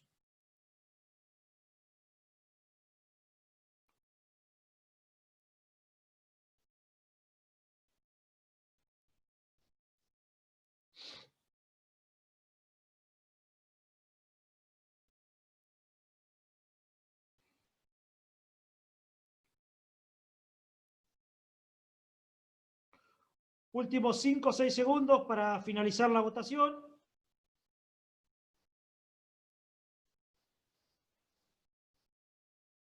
Le doy finalizar. Compartimos los resultados para que todos ustedes puedan verla. Y la pregunta era, ¿qué tema le interesaría para una próxima capacitación? Habían varias opciones. La opción o las 2 o 3 opciones que mayormente interesaría en función de las respuestas que han dado son, bueno, gramíneas y leguminosas perennes para los sistemas con riego, y también el tema de conservación de forraje. Es un tema súper interesante y que hay muchísima información para brindar. Y también el manejo de verdeos estivales, maíz, mijo, moa, sorgo. Bueno, en general, la mayoría de las opciones tienen un buen porcentaje de, digamos, de adopción en cuanto a los deseos de las próximas capacitaciones. Así que voy a sacar esta ventana. Si les parece, pasamos a la rueda de preguntas. Rápidamente, mis compañeros me han pasado algunas preguntas y seguramente para Fede, ahora que terminó su presentación, tendrá algunas también. Raúl, si activás el micrófono, tengo un par de preguntas para realizarte. Sí. ¿Me escuchás? Bueno, sí. Hay un participante que te pregunta si has tenido experiencia en cebada doble propósito para pastoreo temprano y cosecha al final del periodo. Solamente si te parece responder, y a continuación tengo otra más. Siembra temprana y después una experiencia que fue muy buena cuando hicimos el verdeo de invierno consociado, que sembramos a principios de junio tarde y empezamos el ensayo fines de agosto. Y tenía cebada, avena, triticale y vicia y ryegrass, todo mezclado. Fue cuando hicimos el ensayo del doble cultivo silo de maíz, verdeo de invierno consociado. Pero no, como temprana, la que mejor experiencia se hizo fue la de Montefiori, que vos comentaste, que se sembró un 12 de marzo y se pastoreó un 26 de mayo. Creo que fueron 71 días de siembra cosecha. Y tenía 2.500 kilos de materia seca la del productor, no la del ensayo nuestro, con 250 kilos de urea, o sea, 125 de nitrógeno. Pero lo que tiene la cebada, agregaría, de que se entrega muy pronto, o sea, nos da los cultivares que llegan acá, o las semillas que compramos acá, nos da mucho volumen de pasto, pero temprano, después se viene abajo, que es lo que pasa en la curva general, ¿no? Raúl, yo no te escucho muy bien. Si me das el ok, paso a la segunda pregunta. Sí. La segunda pregunta, Raúl, para vos es, y si bien los resultados yo los presenté en la presentación, pero tranquilamente, acá pregunta la gente de Esquel, ¿en qué estado fenológico estaban los verdeos para silaje cuando se hizo el trabajo con vicia? Si querés... sí, recién lo comenté, si querés, pero lo vuelvo... explicarle un poco... Sí. Primero que sembramos un poco tarde por cuestiones operativas, sembramos 10 o 12 de junio y se sembraron triticales, cebada y avena solos y consociados con vicia con 3 repeticiones. Se picaron entre el 2 y el 3 de diciembre. En ese momento los 3 cereales estaban en estado pastoso, estaban bien para el silar y juntaron, no me acuerdo bien los datos de la tesis, pero creo que eran 1550 grados día. O sea, en estado óptimo, con 38 o 37% de materia seca. La vicia, porque sembramos tarde, no se expresó, cuando se picó tenía 1,80 m, 1,90 m de altura de tutor contra los cereales, tenía recién formado el grano, recién, vos mirabas a trasluz y se veía la chaucha con el granito que recién se había formado. O sea que todo el efecto proteína que le dio la vicia al silaje fue la parte vegetativa, el forraje, no el grano, porque no tenía nada. O sea, el cereal estuvo muy bien, a pesar de que se sembró tarde. Y el cereal, el triticale que sembramos fue Yagán.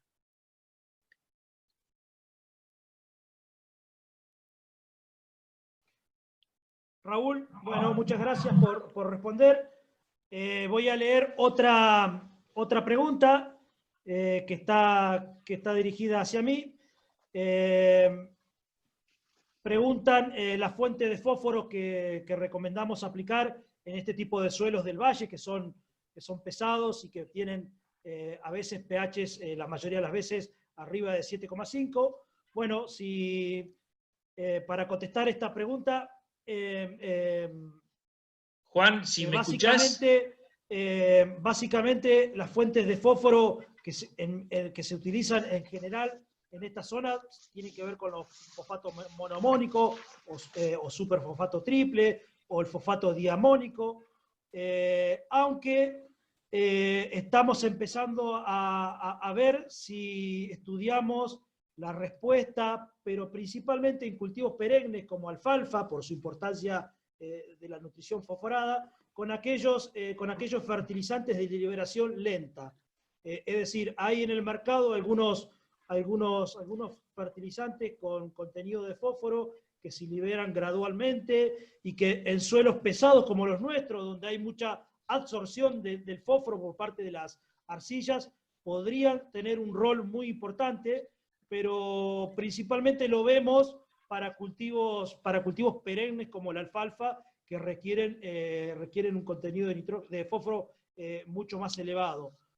Personalmente no lo terminaría de justificar para cultivos como verdeo de inviernos, principalmente por su ciclo tan corto de utilización, digamos, son 4-5 meses que estaríamos utilizándolo. Por lo tanto, yo creo que es una alternativa de utilización para cultivos de alfalfa, lo de los fertilizantes de liberación lenta.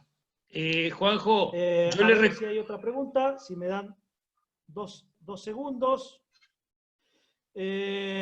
Acá hay un compañero de acá de la zona que me pide que cuente un poco la relación que hay entre las fechas de siembra, de los verdeos para silaje y las fechas de cosecha. Y básicamente lo que hemos visto es que, obviamente que salvando las diferencias que pueda haber de los materiales, algunos más cortos, algunos más largos, como los comentó Federico, lo que hemos visto es que en siembras muy tardías, más de mediados de junio, no solamente es que bajamos el rendimiento, la producción potencial del cultivo al momento de ensilar, sino también atrasamos entre 15 y 20 días la cosecha allá en noviembre, cerca de diciembre. Y eso, básicamente, el problema que trae como consecuencia es que si queremos sembrar un maíz atrás de ese verdeo de invierno, básicamente vamos a estar sembrando quizás primeros días de diciembre el maíz, quizás es una fecha un poco más tardía, estaríamos atrasados 20, 25 días. Por lo tanto, las fechas tempranas de mayo, junio, aparte de ser las que mayor producción de forraje nos ofrecen, estaríamos liberando el lote mediados, digamos, fines de octubre, principios de noviembre, con lo cual estaríamos en una mejor condición para la siembra de verdeos estivales.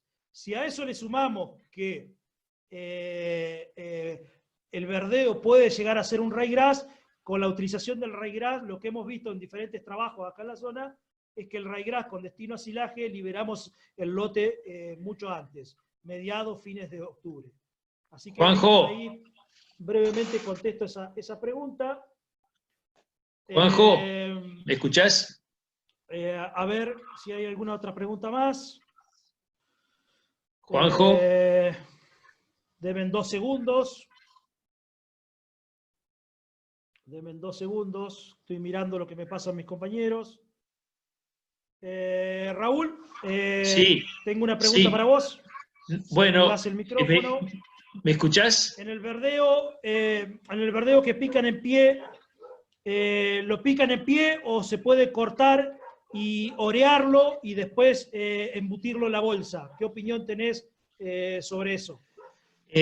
Lo que te marca la decisión es el 30% de materia seca. Si está por encima del 30% de materia seca, se pica directamente a la bolsa. Si está por debajo del 30%, conviene hacer preoreado. Yo tengo una experiencia en lo de Montefiori en el 2009 con un ryegrass que ensilamos, cortamos a las 5 o las 6 de la tarde y ensilamos picamos el otro día a la mañana para ensilar. hicimos microsilos y se hizo un silo grande, digamos, silo torta. Eso tenía menos del 30%. Incluso se recomienda la aplicación de aditivos. Eso lo vimos con los chilenos. Aplican mucho aditivo cuando es con menos del 30%, porque si no llevas mucho jugo, mucha agua al silo. Si tiene más del 30%, porque no conviene hacer un silo para que te rinda, en el caso nuestro con cereales de invierno, tenemos que estar arriba del 35, 36. Ahí más o menos estás con grano pastoso, y ahí se pica directamente. No, te quería que agregar una cosa, alguien que preguntó hoy por el tema de fertilización de raigras. El frentazo que nos pegamos en el 2007, ¿te acordás cuando hicimos un ensayo fertilizando un raigras que tenía mucho nivel de un suelo muy bueno en el lote 1, y no tuvimos respuesta? Rindieron todas las parcelas por encima de 10.000 kilos de materia seca, y no tuvimos respuesta, no tuvimos diferencia significativa con la aplicación de nitrógeno. A diferencia del raigras que hicimos en el lote 15, que sí tuvimos respuesta con distintas dosis de urea.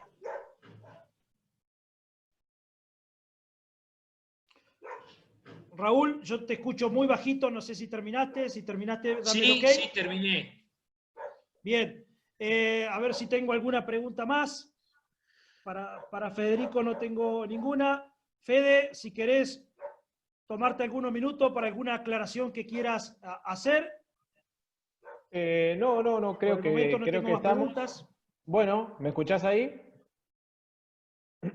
Creo que estamos, apoyo los comentarios que decía Raúl sobre el tema de momento de picado y demás, y el preoreado. La verdad que nosotros vemos lo mismo, así que se puede picar en pie. Y el tema contratista, y va a ser interesante avanzar en ese sentido, ¿no? El tema de disponibilidad de maquinaria y de disponibilidad de cultivares también, como para que haya más opciones dentro de lo que son el valle inferior, ¿no?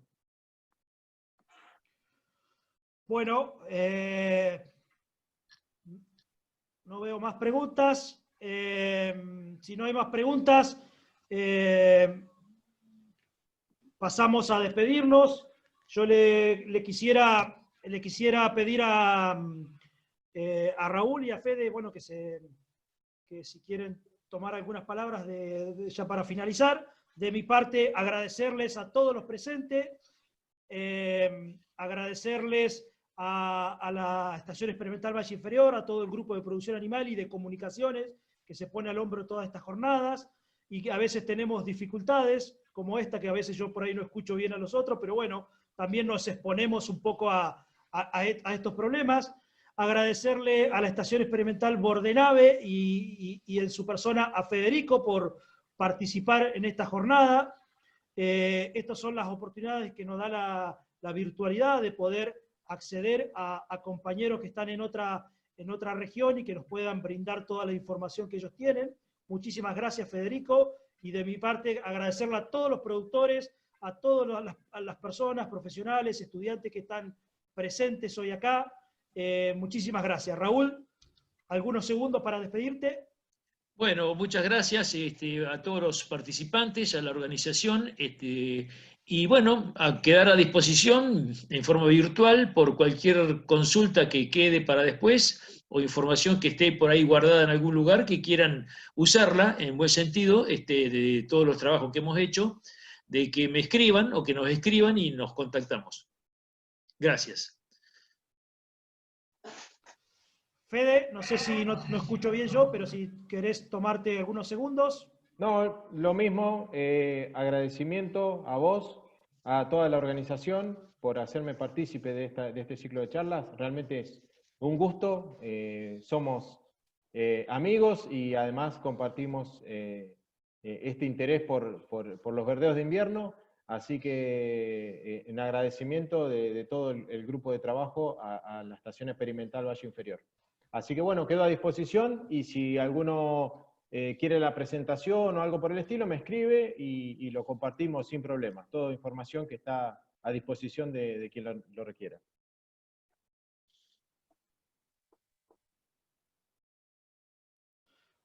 Gracias, Fede. Y último aviso, y nos despedimos, para todos aquellos que están preguntando en cuanto a las presentaciones, digamos, en YouTube en la página experimental de Valle Inferior, en la página de YouTube, podrán ver el video de toda la jornada, así que cuando accedan a la página podrán visualizar y ver todo el contenido. Muchas gracias a todos y nuevamente, y pasarle el chivo que dentro de 15 días estaremos nuevamente con otra charla, con otra temática, así que estén atentos a los diferentes medios de información. Muchas gracias a todos.